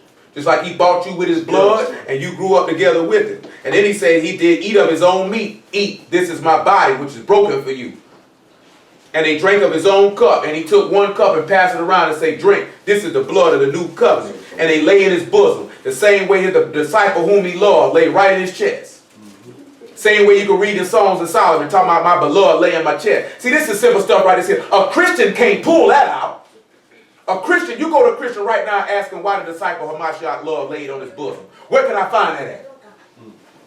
He laid there because he loved him. But what scripture is that though? But we know from first Songs of Solomon chapter 1 and 2 Samuel chapter 12, we know why John was laying on his chest. See, something is that small and minute, we got to know that. You think I'm going to know that just because I read a lot? You know how many niggas done read more than me and run across that and can't tell you that? But you sit back and you look at that laying in his bosom as he say, I will take you into and nurse you as a mother or child. Because that's laying your burdens on your king. You know what I'm saying? That's resting on him. That's leaning on him. That's showing I can't do it by myself. That's That's the #1 reason why most people gonna go to hell. They think I can do this by myself. It's strength in numbers, man. We looked at that last week. 2's better than 1. They got a great reward for their labor. Because when you fall, it's going to be somebody to pick you up. When you fall, if you're by yourself, I've fallen and I can't get up. And you ain't got nobody there to come in there and pick you up. I told you that. No medical alert, bracelet, no nothing. Because that's the stupidity of the flesh. Not the stupidity of a person. I'm talking about the stupidity of the flesh. Because the flesh is going to lead you to believe you can do this dolo. You know what I'm talking about? That's why he's saying my flesh dwell no good thing. That's why I got to clarify and make y'all understand that. I'm not talking about the stupidity of a person. I'm talking about the stupidity of this flesh that we trapped in. Because this flesh always makes us think we can do this alone. You know what I'm saying? Well, we got to have help with this here. Can't do this on your own. You know what you're doing when you acknowledge you can't do this on your own? You give y'all the glory because you're saying, I need your mercy, I need your help, I need your favor, I need your salvation, I need you. When you say you can do it on your own, you saying I don't need nobody but me. And that's what the flesh thinks. You know, the flesh will show up and kill you. The flesh will like he'll lead you to sin and don't even show up when it's time to go to hell.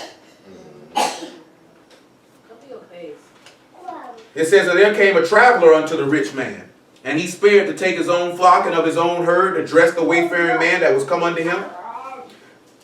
But took the poor man's lamb and dressed it for the man that would come to him. And David's anger was greatly kindled against the man, and he said to Nathan, as Yahuwah lived, that man that have done this thing shall surely die. You see how that's the mercy of Yah right there? This man swore by Yah's name that man ought to die. He swore on himself he ought to die.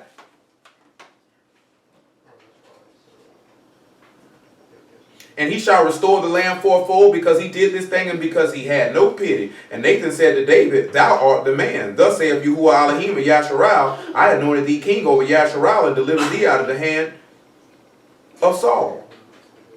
Now we sit back looking at it. You see what happened right here? A spiritual man seen another spiritual man who was taken. He said, he that is spiritual, if a brother be taken in a fault, restore him in the spirit of meekness. Do you not see that David was taken in a fault and Nathan came humbly to restore this man? Do you not see how we can see where that come from with Paul and Peter doing it? So we see 2 spiritual men in each case. One of them, because the Ruach Elohim was on David too. David is the only person in the Old Testament that you read the Ruach never departed from him. Anybody else you read it came on him and came off it. David is the only person you read that never left. And he committed 2 sins unto death. And pronounced death on himself. And Yah spared him. And Yah told you he was a man after my own heart. He said David never transgressed save in the matter of Uriah the Hittite. You know what I'm saying?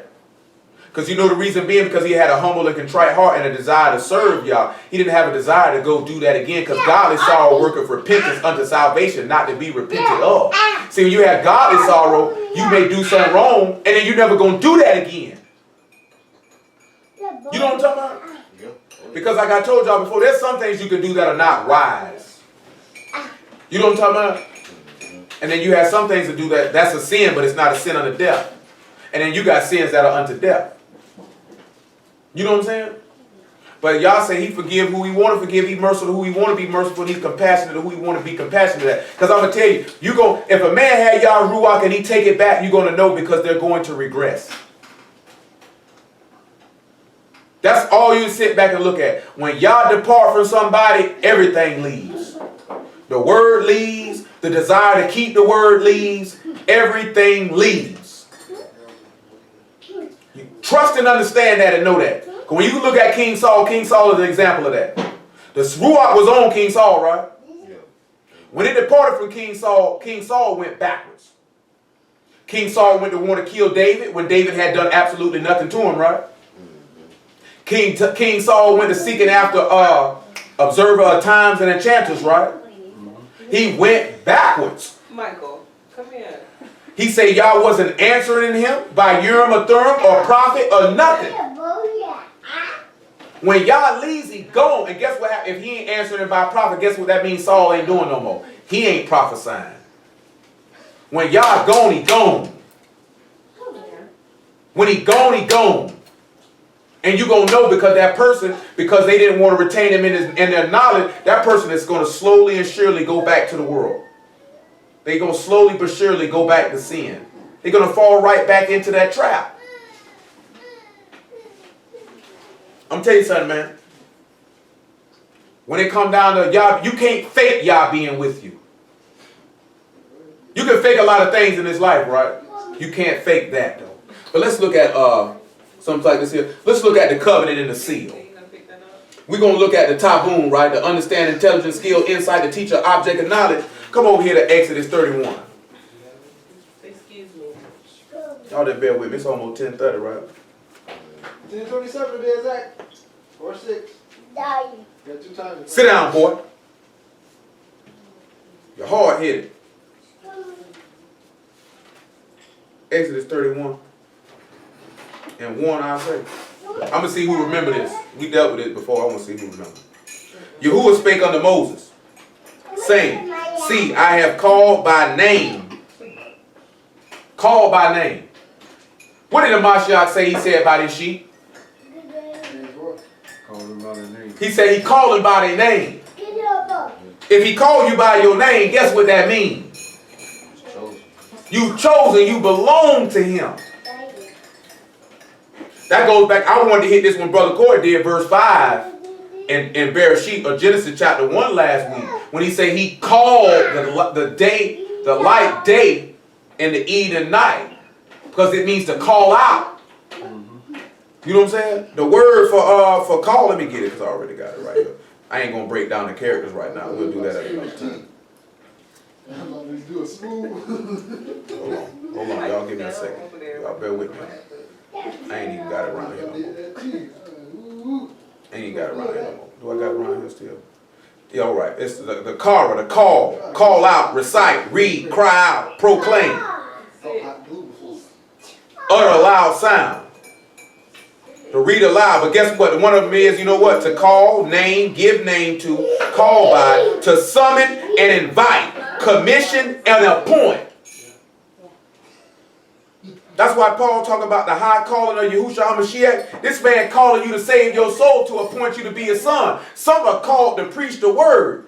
That's not a call like you people talking about. God got a calling on my life. Well, when that man call you, man, he actually give you something. Not that Christian crap they be talking about. You got a calling on your life.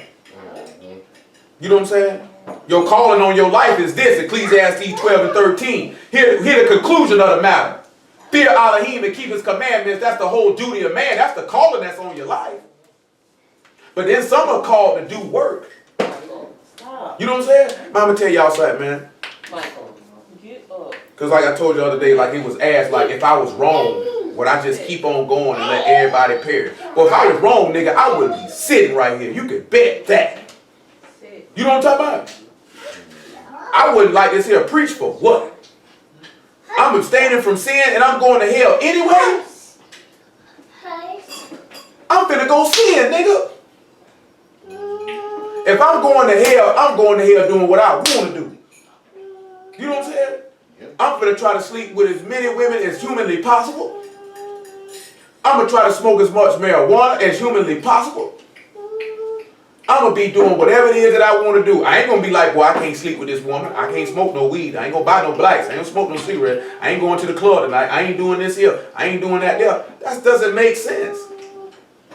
If you're going to perish anyway, who going to perish doing right? Think about that and weigh that in your mind. You're going to perish doing right? Boy, once y'all gone, boy, he not going to give you a mind to stay. You got to understand something. Y'all give you a mind to serve and y'all can give you a mind to disobey. You know what I'm saying? Just that fast. Boy, I'm talking about, boy, my feet are steadfast and resolute. I don't have no desire to do any of this type of stuff. Because if I did, I'd be gone. You believe you me, man. I'm talking about you can take it how you want to take it, boy. If I know I'm around here like this here, I'm going to tell you something. If you did something wrong, like we looked at men who did something wrong, y'all spared them, and they stayed in the path where y'all were. But like I said, because you had a singular matter, right? But then you have men, if you have people, they doing stuff wrong, they do stuff wrong all the time. And if they teaching, it's going to show because they teachings are going to get gradually worse. Or they're going to get simplistic. I ain't talking about simplistic as forth as giving the people meat. I mean giving them milk so they can be able to digest meat. Because you know we've been dealing with meat from the jump street. For most of y'all coming in, the only ones who really know about the milk is Glover and Lee and Muffin and Pale and Dwight, because they were there from the beginning. You know what I'm saying? So they know where we started from in 2012, and Lil Muffin know from 2010. You know what I'm talking about? To where we at in 2016. You know what I'm saying? It's drastically different. Like if some of y'all would have knew me in 2010, 2011, 2012, you'd be like, boy, I know y'all with him, because boy, I remember. Because I go back and think back on the stuff he was preaching then. That stuff there was basic. You know what I'm saying? It was still revealing a Mashiach, but it was basic. It's not like what it is now. So some of y'all coming in, and it's like, well, y'all coming to the table, and we got steaks, we got porterhouses, T-bones, ribeyes. You know what I'm saying? Beef ribs, whole chickens, ain't even been cut. Straight your whole chicken, roasted, straight lamb. We got all that type of stuff. You like, man, I can't eat this here. Can't leave out the brisket. You know what I'm saying? We got brisket and all this here. You sit back looking at, I need some pureed greens. I need some mashed up yams. I need a baby bottle. You say you want some formal, huh? Straight up and down, because if you sit back and look at it, that's why I told some of y'all in the past to go look at Jesus for True Freedom. Go look at the page with the YouTube channel with my name on it. It would actually, and then even the videos that are at the beginning of the Assembly channel, it'll make it easier for you to digest the stuff that we deal with when we come live. You know what I'm saying? It'll make it easier. You know what I'm talking about? Because if you just coming in and then just listening to what we talking about off the rip, and you didn't have a foundation in the word already laid, it might choke you to death. You know what I'm saying? Because right now we ain't even going that deep tonight. You know what I'm saying? We're just dealing with just surface level things for people to understand and do right from wrong. You know what I'm saying? To be able to know what you need to see and what you need to know. Because you know we could get loose. You know what I'm saying? By the grace of Yahushua HaMashiach, we could get loose. Like I told you, that belly flowing out of river of living waters, I forgot which one of y'all said it 2 weeks ago. That came to my mind right there while we were sitting there. That's when the inspiration came. You know what I'm saying? That's when the inspiration came. I think it's either one of y'all was up there. It had been Corey. It was either Corey or him. You know what I'm saying? Y'all were going through something. It came right then. You know what I'm saying? I ain't say that out of no bragging or boasting, because I was one thing for certain and two things for sure. I know if y'all gave it to me, it's somebody else in the earth said it too. You know what I'm saying? And sitting back looking at Adam, having his side open up to that be the out of your belly flow rivers of living water, and lining up what that man said in John chapter 7 where Adam, I know it's somebody else in the earth said it. You just sit back and look at that. That's not a readily teacher. Show me a Christian that's going to show you that. Show a Hebrew that's going to show you that. That inspiration can only come from on high. That can't come out of man's own heart. That's why he say the prophecy didn't come by will of man. Do you not realize the testimony of Yahushua HaMashiach is the ruach of prophecy? Do you not realize when that man gave me that's the inspiration that was moved by the will of Elohim, not my own will? Because if it was my own will, don't you think I would have already dropped that? I would have been did that. And you know where the whole key inspiration came from? This man posted, what's the only thing Elohim said in the law is not good? Said for man to be alone. Came to my heart right then. That's what started it. That's what started it. And then after that stuff just didn't sit around and study. You know what I'm talking about? Or go through nothing. Precepts just coming. I ain't studied nothing, man. The one thing I did was just look up the word help me. That was it. That was it. So the esteem go to Yahuwah. It don't come to me. Because that's the will of Elohim for us to know that. Because he said you'll do well if you take heed till the day star rise in your heart. Till salvation come unto you. That's not my will. That's Yah's will that you be saved. That's Yah's will that you can know. I know why Mashiach said out of your belly flow rivers of living water. I know why he said it. Stop. And the law back it up. And you know what you're supposed to sit back and look at? Praise Yah for Yahushua HaMashiach.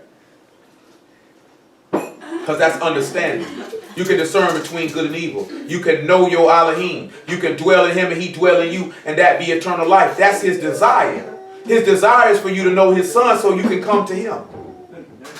Because you can't get to him but through the son. His son is the intermediary. He's the intercessor. So in order for you to get to the son, you got to be taught of the son. Anybody that's not of Elohim is not going to teach you of the son. If the man is teaching you of the son, that means Yah is with him.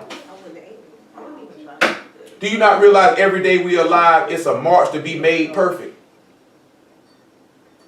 Y'all don't realize that? That you can sit back. Do y'all not realize like this here, right?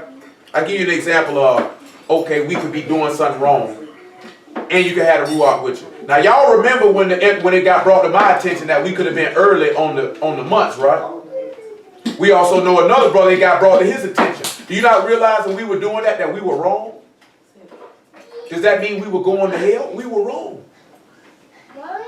You know what I'm saying? Do y'all not realize, okay, you ain't sitting back, realize that it was swine in certain products, you find that out, you stop using it. Well, if you were doing it, you were wrong the whole time.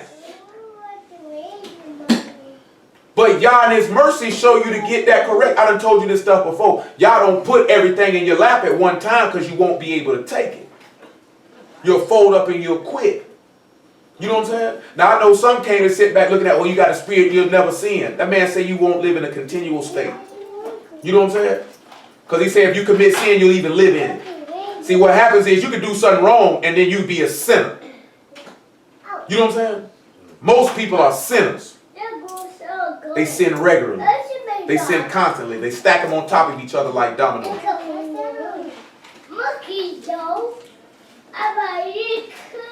Now we have verse 3. Listen what he said he did. I filled him with the Ruach of Elohim in wisdom and in understanding and in knowledge and in all manner of workmanship. Do y'all remember who Bezalel, the son of Uri, the son of Hur, the tribe of Yehuda, y'all remember who he is? He did. Y'all remember who he is?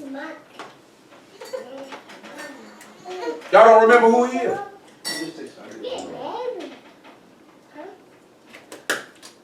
That's Mashiach. Y'all don't remember the man who with him? He said, I give you a Loahab, the son of Ashimach of the tribe of Dan. That's Peter. Now you see what he said? He said he gave him understanding. He gave him Tabaun. Now this man is sitting back and he's about to build things to go in the house, right? Now when we sit back and we look at the tile in this word, that's the sign, the cross, the covenant, and to seal. So I want y'all to turn around and you look at something. Colossians chapter 1, I want to say. So the first thing that a person who teaching the word they supposed to be able to do is to get you in the covenant, then ain't it? That means they got to teach you about the son then to get you in the covenant, right? Okay. 2 Corinthians chapter 3 just come to my mind. We'll look at that there too. We'll look at Colossians 1 and 25.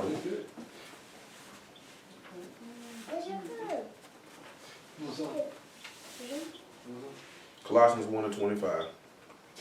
He says, wherefore I am made a minister according to the dispensation of Elohim, which is given to me for you to fulfill the word of Elohim. Do you not realize that this man say that he gave you this stuff? He gave him to be a minister, which means to be a servant, right? Same thing he looking at the man from the tribe of Judah, right? The tribe of Yehuda, right? He was given skill and ability to be a servant to administer the word of Elohim that it might be fulfilled. Even the mystery which had been hid from the ages and from generations, but now is made manifest to his Kadeshim. To whom Elohim would make known what is the riches of his esteem, of this mystery among the Gentiles, which is Mashiach in you, the hope of esteem.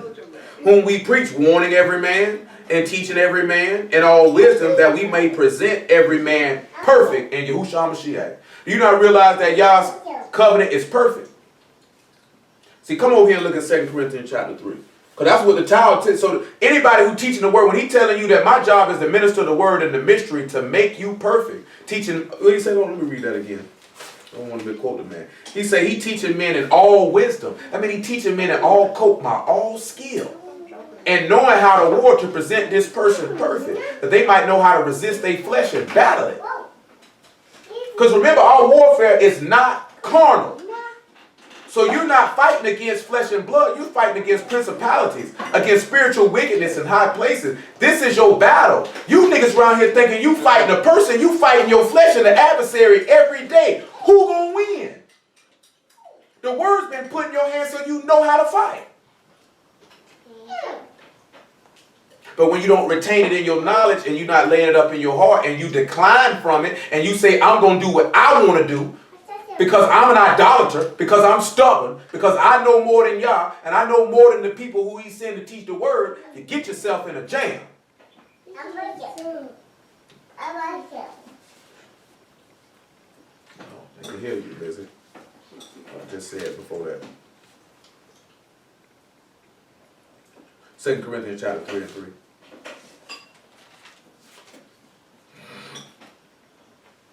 Make it 2. Make it 1. Do we begin again to commend ourselves, or need we, as some others, epistles of commendation to you, or letters of commendation from you? You know, that's what a lot of people sit back and want. They want somebody to commend them. Tell them how great they are. You know what I'm saying? Now, I'm going to tell you something, right?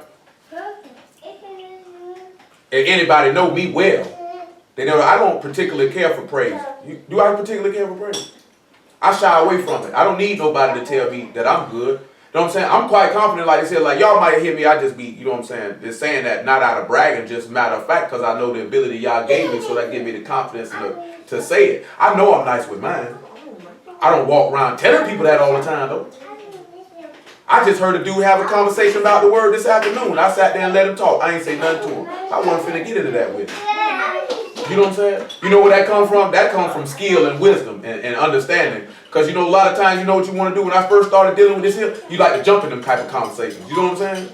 And you want to drop this and drop that there. After a while, you get a little maturity and wisdom and know you don't jump in every conversation you hear. Just because somebody talking about the word don't mean you need to interject unless y'all grant opportunity for you to become a part of that conversation. You know what I'm saying? Because I done people had done asked me, you be in public, you hear people talk about the word, do you say something? No. Why not? Why would I? If I'm in the middle of a restaurant, I hear somebody talking about the word, you think I'm going to jump in their conversation? Excuse me, brother, but you know what I'm saying? Or I'm walking down the street, or I'm in the grocery store, or I'm in this, that, there, and the third. I ain't finna do that. Y'all remember that time we was in that Japanese restaurant and I was on the phone with that dude from Texas and people around there peeking and geeking, trying to listen to everything I'm talking about. Don't even realize y'all just testified against them while you being nosy. You know what I'm saying? I wasn't even talking to them, but you could tell. I wasn't looking at them, but they could see them. Them people all in the comment. What is he talking about? But even still, they wanted to know. They didn't come over there and ask though. He said, ye are our epistles written in our hearts, known and read of all men. For as much as you have manifestly declared to be the epistle of Mashiach, ministered by us, written not with ink, but with the ruach of the living Elohim, not in tables of stone, but fleshly tables of the heart. And such trust we have through Mashiach taught to Elohim ward. Not that we are sufficient of ourselves to think anything as of ourselves, but our sufficiency is of Elohim. That means we need Yah. We don't think of ourselves to be anything. Our sufficiency is of Elohim. That's why he say, he that esteem him that sent him, the same is true, and there's no unrighteousness in him. Because he going to sit back and look at what holds me up, and what suffices me is my God, not myself. Don't you realize that's the difference between those who are of Yah and those who are not of Yah? Because those that are of Yah will always point you to Yah. That's what a teacher going to get you signed and sealed to the covenant, where he got to point you to. I got to point you to the Son. He said, you're going to look upon me that whom he hath pierced. So that means I got to tell you to look up. Colossians 3:1, since I said that. Get out of there. Hush. Sit down.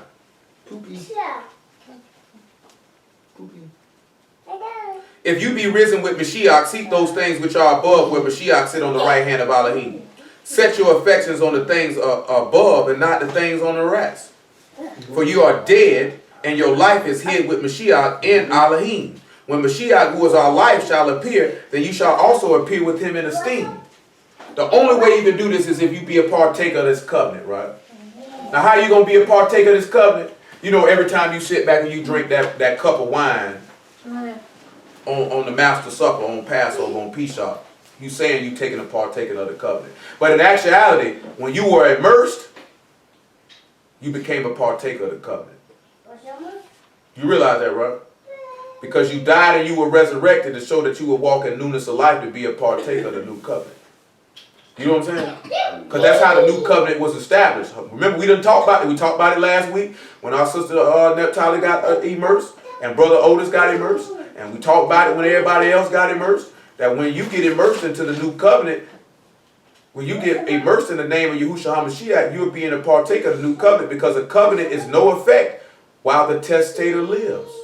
The testator must die in order for the covenant to be in effect. This is why it goes to dealing with, you don't get the Ruach to be quickened to eternal life unless you manifest it immersed in his name. But we'll show you how he got the Ruach in a minute before then, because the Ruach came on Mashiach twice. Y'all do know that, right? Y'all on this phone, y'all aware of that? That the Ruach came on Mashiach twice, you know that? I'm talking to everybody. Does everybody know that it came on him twice? You God told us that in the beginning. So, I mean, we know. I hope so. I'm just making sure. Yeshayahu 11:1 though. And then get you Matthew 3 and about 17.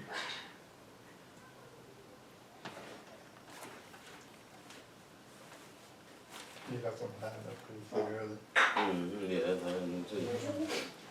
Well, if I would have said it earlier, would you have known? I mean, I thought about it, and I would be like, yeah. You told me earlier in the week that he got baptized twice, so I figured he had to get 2 Yeah, I did. I just told you that like 2 days ago.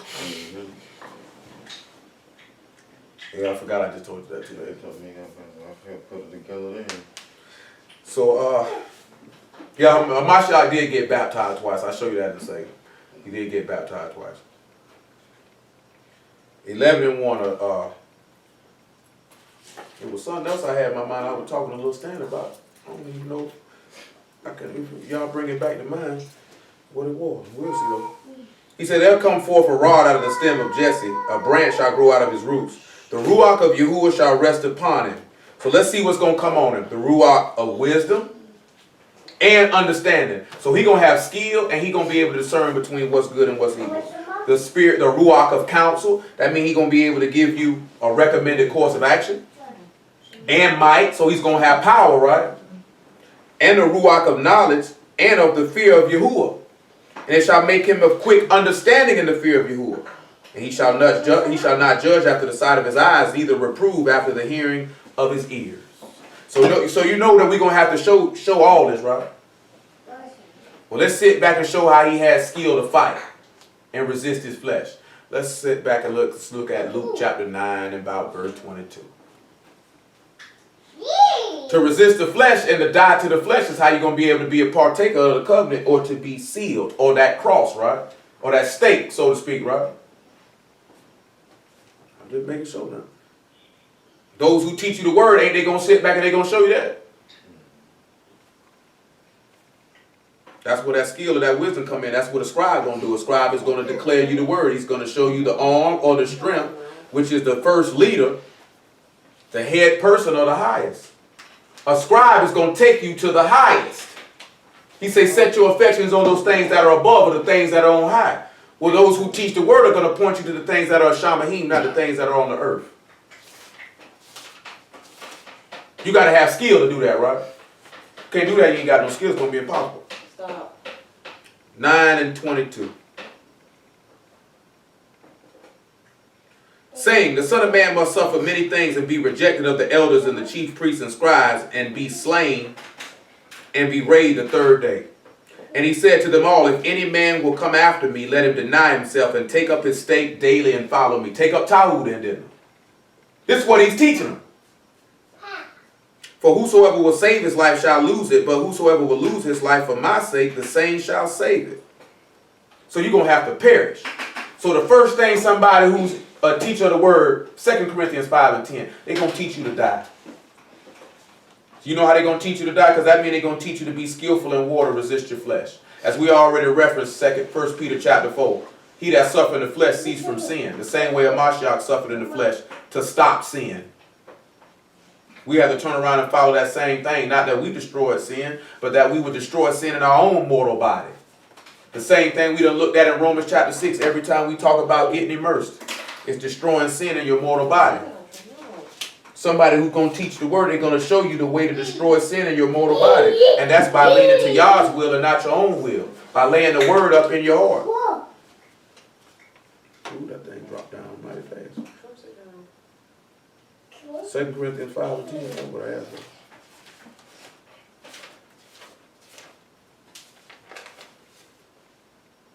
That's 1 Corinthians 5 and 10. And it says, for we must all appear before the judgment seat of Mashiach, that everyone may receive the things done in his body according to that he have done, whether it be good or bad. Knowing therefore the terror of the master, we persuade men. So we are convincing men to die and be a part of the covenant. But we are made manifest unto Elohim, and I also trust are made manifest in your consciences. For we commend not ourselves again unto you, but give you an occasion to glory in our behalf, that you may have somewhat to answer them, which glory in appearance and not in heart. So again, that's glorying and looking like you righteous, but they not glorying in their mind by the word. No, we've talked about this before. It ain't nothing we ain't never talked about. For whether we be besides ourselves, it is the Elohim, and whether we be sober, it is for your cause. For the love of Mashiach constrain us, because we thus judge that if one died for all, then we're all dead. And that he died for all, that they which live should not henceforth live unto themselves, but unto him which died for them and rose again. Now let's look at Matthew 3 and 17. Let's look at when the Ruach come on, when he's immersed. This is when he got the spirit of wisdom and the understanding and might and power. This is when he had the ability to manifest the word. Do you not realize he ain't preached no word till this happened? You see him when he was little talking to the doctors of the law in the temple, right? After that, you don't see nothing else do it. People always wondering, what did he do with his life before he turned 30? It ain't none of your business what he did. If he wanted you to know, he would have told you. You do realize that, right? Have y'all ever heard people ask, well, what was he doing before he started preaching? Any of y'all ever seen that before? Any of y'all ever asked that question to yourself? Or to anybody else? You have? He was a carpenter, so I'm just guessing he was just building crap. Building stuff. I mean, hey, I never raised you till we're living. You know what I'm saying? But I mean, it's not an unreasonable or illogical or stupid question or nothing. Because you wondering about it because there's no testimony of it. You know what I'm saying? So you wondering, well, what did he do before he turned 30? So they got books. You know, there's books out there that tell you, like, he's supposed to push somebody off the roof when he was 12 and they died and he resurrected. All type of crazy stuff. I'm telling you. That's them persuader graph books, what they call them. Yeah. You know, you got books like the Gospel of Adam and Eve, the Gospel of Mary, all that type of stuff. You can take them Gospels and burn them. Listen, I forget which one it is. They really said Mashiach pushed the nigga off the roof of a house. He died, and then he resurrected him from the dead because he didn't want nobody to know what he did. We can find that in the law. Oh, you remember that, Lamar? That's stupid. That goes Oh, Lamar read that. I'm telling you, that true story is written in somebody's book. You don't even want to know what the Mormon said he did when he was young. You don't even want to know. You don't even want to know. 3 and 14 is 13 is actually what it is. Matthew 3 and 13. Then come Yahusha from Galilee to Jordan unto Yehukanan to be immersed in him. But Yehukanan forbade him, saying, I have need to be immersed of thee, and come thou to me. Ain't that something? John said, do y'all realize who immersed John? Y'all realize John was born with the Ruach HaKodesh from the womb. Do you know who else was born with the Ruach HaKodesh from the womb to back up John's testimony? Hello? No, he wasn't born with it from the womb. Hello? I was going to say Mashiach too. Samuel wasn't born with the Ruach from the womb either. Huh? Moses wasn't born with the Ruach from the womb He either. said he was. Is it Jeremiah? It was Jeremiah that was born with the Ruach from the womb. Right.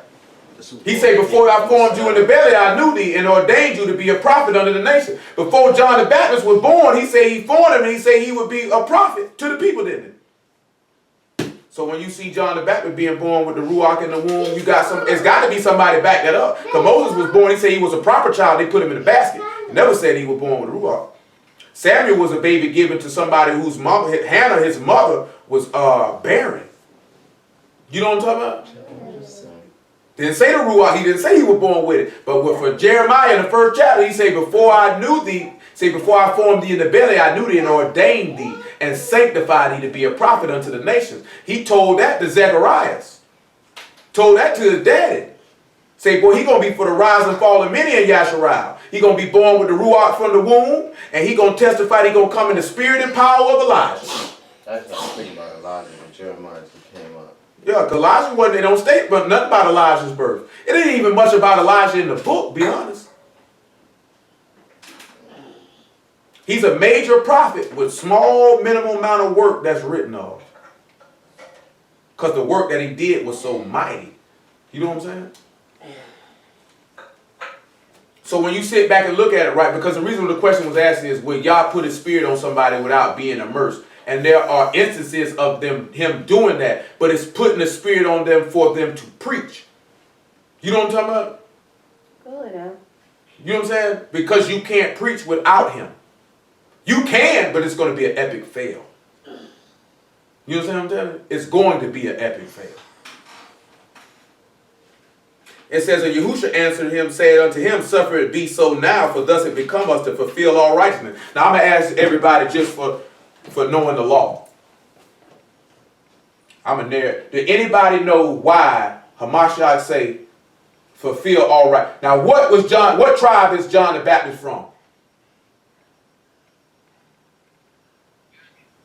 He's a Levite. Now we know Hamashiach is a priest too, right? So according to the law, why is he telling him to do this? I'm not going to go into and break it down. This is something I remember. Because when we went up there to Atlanta and he said something about that I mentioned that we went through this, he looked at me real crazy because he was like, he didn't think that I knew something like that. He wasn't expecting me to profit that. Well, if you go look at Exodus, the 40th chapter, I can't recall the verse, but if you just go read through Exodus 40th chapter, you'll read how I talk about before a priest can minister in the priest office, he got to be washed. And Aaron and all his sons got to be washed. This is why you see him coming to a Levite priest. You know what I'm talking about? And getting immersed by this Levite priest. Because Hamashiach cannot preach. He cannot perform the office of a minister until he does this. This is why he say, allow this to be so to fulfill all righteousness. I can't fulfill the office of a priest. I can't fulfill the book if you don't do this. I need you to do this to fulfill the book. Let me get the verse exactly so y'all know what it is. I'm not going to read it, go down. So I just can't leave that hanging like that. Be like, it is Exodus chapter 40, and it starts at about verse 12, and you run it down to about verse 15. Because it is say the anointing will be an everlasting priesthood throughout his generations. You know, we crack Israelite niggas who don't believe in immersions with this all the time. Now, how could I know this? This is not readily known information. That's inspiration that comes from Elohim. It's just something you have to sit back and look at. There's no way that nigga can know that. Especially when you're dealing with somebody who only has 7 years worth of dealing with the word.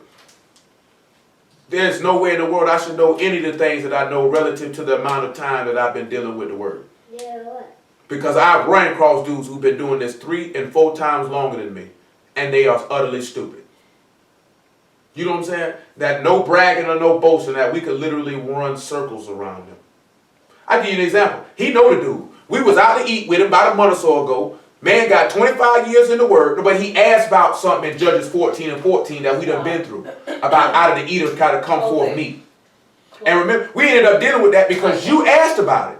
You know what I'm talking about? And he gave that to me. Boom, on the spot. Now this man asked about it.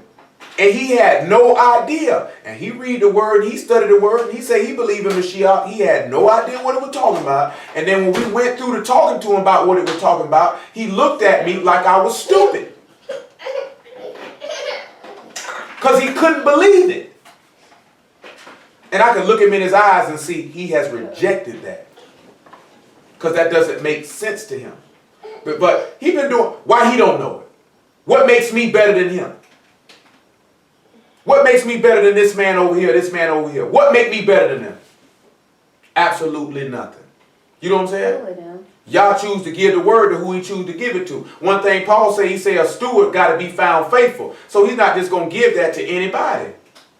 Y'all Y'all don't realize how precious a gift the testimony of Mashiach is. That's a very precious gift. To put it in layman's terms, that's like somebody coming to give you a presidential Rolex with diamonds in the bezel. You might treat that watch a little bit more preciously than you would treat a Seiko. You know what I'm saying? You got a Seiko on, you ain't gonna care if the bezel of the face gets scratched. You know what I'm saying? You ain't gonna care. You'll be like this here. You gonna be careful. You ain't gonna put that Rolex on every day. You know what I'm saying? You might push your bucket harder than if you got a S600. You're gonna drive him a little differently. You know what I'm saying? You ain't gonna be doing donuts and gunning all in him. You just gonna be cruising. Cause this is a $150,000 automobile. Yeah, not me. You know what I'm saying? Oh yeah, you say that. You say that. I get to go fast. Yeah, you say that. Yeah, you gonna go fast, all right. You say that till you sit back and you realize how much it costs to get this here. You ain't gonna drive like that no more. Cause like this here, you sit like this here, we riding cool, nigga. I ain't gotta do all that there, man. We so cool, right? Do you not realize this car is $200,000? I ain't putting nothing on it. Talking about an AMG package, let's bump it up another 50 grand. See, a 600 Benz is not the CLK. You know what I'm talking about? It's not the coupe. You don't push him like that. Matter of fact, if you got enough, you ain't even driving, you in the back seat. That AMG package is made for you to push it though. You know what I'm saying? Indeed it is. That's why they don't put them on them sixes. You just cruise in it. Niggas put it on the 6 for no reason. Cause I'm not like a car like that. You don't need put, but you gonna treat. I guarantee you gonna treat it differently than a car you paid $20,000 for. Nigga don't know me. I know it. Cause like this here, till you'd have been spent $200,000-$300,000 on the car, you gonna treat that car differently. If I got $200-$300 to spend on a car, that means I can treat it how I want to treat it. You ain't gonna drive it like that. It sounds good. You say that cause you're young. I know. Till you crash 2-3 of them, you ain't keep doing that. Cause you ain't gonna keep like this here. You ain't got money to be doing like this here. You go. I'm telling you, anything that's worse than value, you gonna treat it differently than something that don't mean nothing to you. You put something in that, you gonna treat it different. Like I said, I'm pushing it real smooth. Real smooth. You know what I'm saying? Because if you value something, that means you appreciate it. That means you care about it. It means something to you. You know what I'm saying? It means something to you. That's the same way if you're dealing with a woman, she tell you, hey, I know you value me. That means that woman should know. If she says that, that means she knows that she means something to you. You know what I'm saying? That she's precious to you. Because the things that you value are precious to you. They mean a lot to you. If you don't value something, you don't care nothing about it, you're treated any kind of way. You're tossing around. You got a pair of shoes you don't care nothing about. You toss them all around the floor. You wear them. You don't care what you do. If you got a pair of shoes like this here, boy, yeah, you're going to treat them a little different. I'm gonna go hide. You got on a pair of $400-$500 shoes, you're not going to treat them like a pair of $40 shoes. And I ain't even talking about no loafers or nothing. You know, it's $400-$500 sneakers. You see how these niggas be looking when they got them expensive shoes on. I can remember my homeboy putting grocery bags on his shoes when it rains. Because he didn't want to mess them up. It was that serious. You know what I'm saying? It's serious, man. It's just shoes. You know what I'm saying? It's like this because he valued what he paid certain things. He had a value to it. And it just ain't, to him, it just ain't no pair of shoes. I didn't buy this just for it to be messed up the first time I put them on. Cause I feel them like, I don't like to put, if I know it's going to rain ahead of time, I'm not going to wear suede shoes outside. Yeah, of course. You know what I'm saying? Of course. But I mean, we was in high school then, he just caught him. That nigga walking to the bus stop, nigga. Grocery bags on the kicks.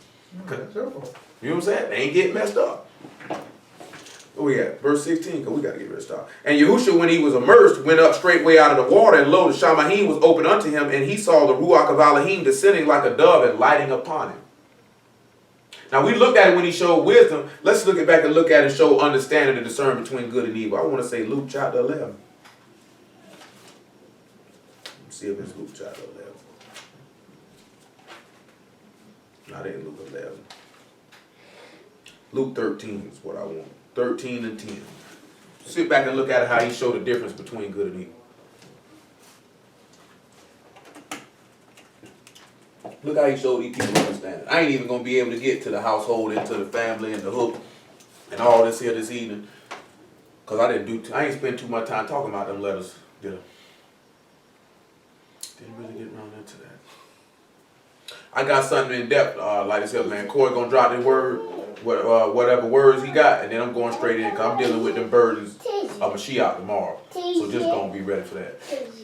Lizzie, go lay down. And he was teaching in one of the synagogues on Shabbat, huh? You say you gonna do that.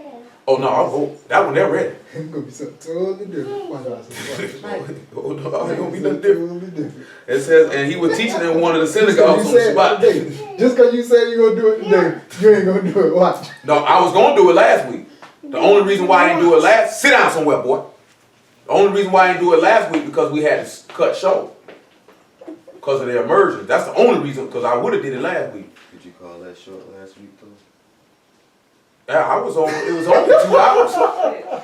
I mean, we started early though. I just want to know if you called it It short. wasn't number 2 hours. We started at 4:30. We started at 2:45. You go look at the clock time, 2 hours. You know what I'm saying? And I might have been an hour myself, and Troy and Corey were about an hour. You know what I'm saying? Wasn't that long, buddy. You say like this here. That's what clock time's 2 hours, man. You go look on the channel, see for yourself. 2 bills. We stop at 4:30. You know we usually stop at 5:30. No, cause we won't get started till 3:30. You know what I'm saying? Cause we start early. No, we start about 3. I'm just saying most of them videos be about 2 hours, 2:15, 2:20. We start about 3. No, so 2 hours. The same difference is 2:15. I'm 15 minutes. No, no same different. Cause Same difference, nigga. no, it wasn't no same different. See, when you put an ish on the end of something, that's 15 minutes less or 15 minutes more. No, I'm telling you, So it's still the same. let me tell you, man, ish. come and tell you, man, it was a lot of stuff left on the table that if we wouldn't have had it in the immersions, that video would have been 3.5 hours long. Kind of kept going. You know what I'm saying? And we ain't did a 3-hour lesson since we dealt with the wilderness. I could do 3 hours if you want. Nah, I did it. Cause I'm talking about that means I'ma start. I don't care who ain't present and who not present. You know what I'm saying? Who is present? I'ma just go. I can do 3 hours easy. It's nothing. He's gonna listen for 3 hours. Well, some can't. You know what I'm talking about? Gonna be like Paul, long preaching. You been there, fell asleep and fell off the roof. Paul started at midnight, kept on going. No, we about that life. I done that, boy. 4-5 hours straight. You know what I'm saying? And you know what it feel like? 30 minutes to some. To some it feel like 3 weeks. It's all contingent on their love for the word and their attention span. I'm about to say, damn, dude, I got a lot of love for real. I just can't sit still for 3 hours, bro. To be honest with you. Ride with it. He said as he was teaching in one of the synagogues on the Shabbat, behold, there was a woman which had a ruach of infirmity 18 years and was bowed together and could no wise lift up herself. And when Yahusha saw her, he called her to him and said unto her, Woman, thou art loose from thy infirmity. And he laid his hands on her, and immediately she was made straight and glorified Elohim. The ruler of the synagogue answered with indignation because that Yahusha had healed on the Shabbat day, and said unto the people, There are 6 days in which men ought to work, and them therefore come and be healed, and not on the Shabbat day. The master then answered and said, Thou hypocrite, do not each one of you on the Shabbat loose his ox or his ass from the stall and lead him away to the watering? Ought not this woman, being a daughter of Abraham, who Satan had bound these 18 years, be loose from this bond on the Shabbat day? And when he had said these things, all his adversaries were ashamed, and all the people rejoiced for all the glorious things that were done by him. We just sat back and you seen 2 of those things. You seen the might and you seen the understanding. Because he just sat back and showed them people the difference between good and evil. Because they told him healing somebody on the Shabbat day was wrong when it was good. They did not have the ability to understand and to have that discernment. And he didn't judge after his eyes or the hearing of his ears. Y'all see that? You see how he encapsulated all 3 of these things? He could have done these things without the Ruach being upon him. Sit down somewhere, boy. Romans 1 or Matthew 20 and 20. I'll show you how he got immersed twice.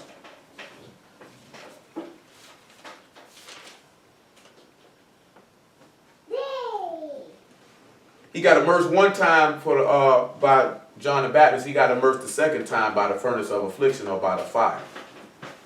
That's why John the Baptist kept saying he come to baptize you with fire in the Ruach HaKodesh. He got baptized twice. Truth be told, you sit back and look at it, he got baptized 3 times. Because when he went in the grave, because we know his death is a form of it. Because you sit back and you take that back to Jonah. You know what I'm saying? So you actually got immersed 3 times. Then came him to the mother of Zebedee's children, with her sons worshiping him, desiring a certain thing of him. And he said unto her, What wilt thou? She saith unto him, Grant these my 2 sons may sit, the one on the right hand, the other on the left, in thy kingdom. But Yahusha answered and said, You know not what you ask. Are you able to drink of the cup that I shall drink of, and to be immersed with the immersion that I am immersed with? And they say unto him, We are able. You realize he's talking about his death. Because didn't we already read in the 3rd chapter he was immersed? So he wasn't talking about a water immersion here. You know what I'm saying? Stop. He was talking about being laid unto his death. Can you take these afflictions? Can you take these persons? You know what I'm saying? Like I said, man, because this bothered me greatly. Because 2 people who I would have spilled blood for and shed blood for, boy, they switched out on the nigga. And I wouldn't care what none of y'all think or none of y'all say. Boy, that's not going to feel good at all. See, some of y'all can have some people switch out on you and you don't want to accept that they did it. I ain't got no choice to accept but they did it. I love you, but I don't, you know what I'm saying? I can't really mess with you like that no more. You know what I'm saying? Because, boy, if you're a betrayer nigga, that means you'll kill a nigga. Under the right circumstance. Luke 6:23. Shoot, one of them to the point where nigga even committed sin behind that 2 times. I heard this say one of them out of my mouth myself.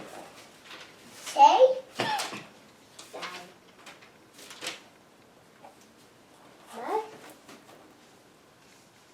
6:22.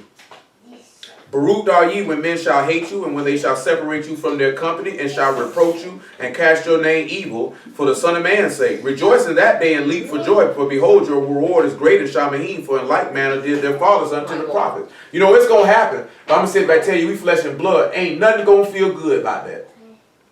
Especially not if it's people you got love for. You know what I'm saying?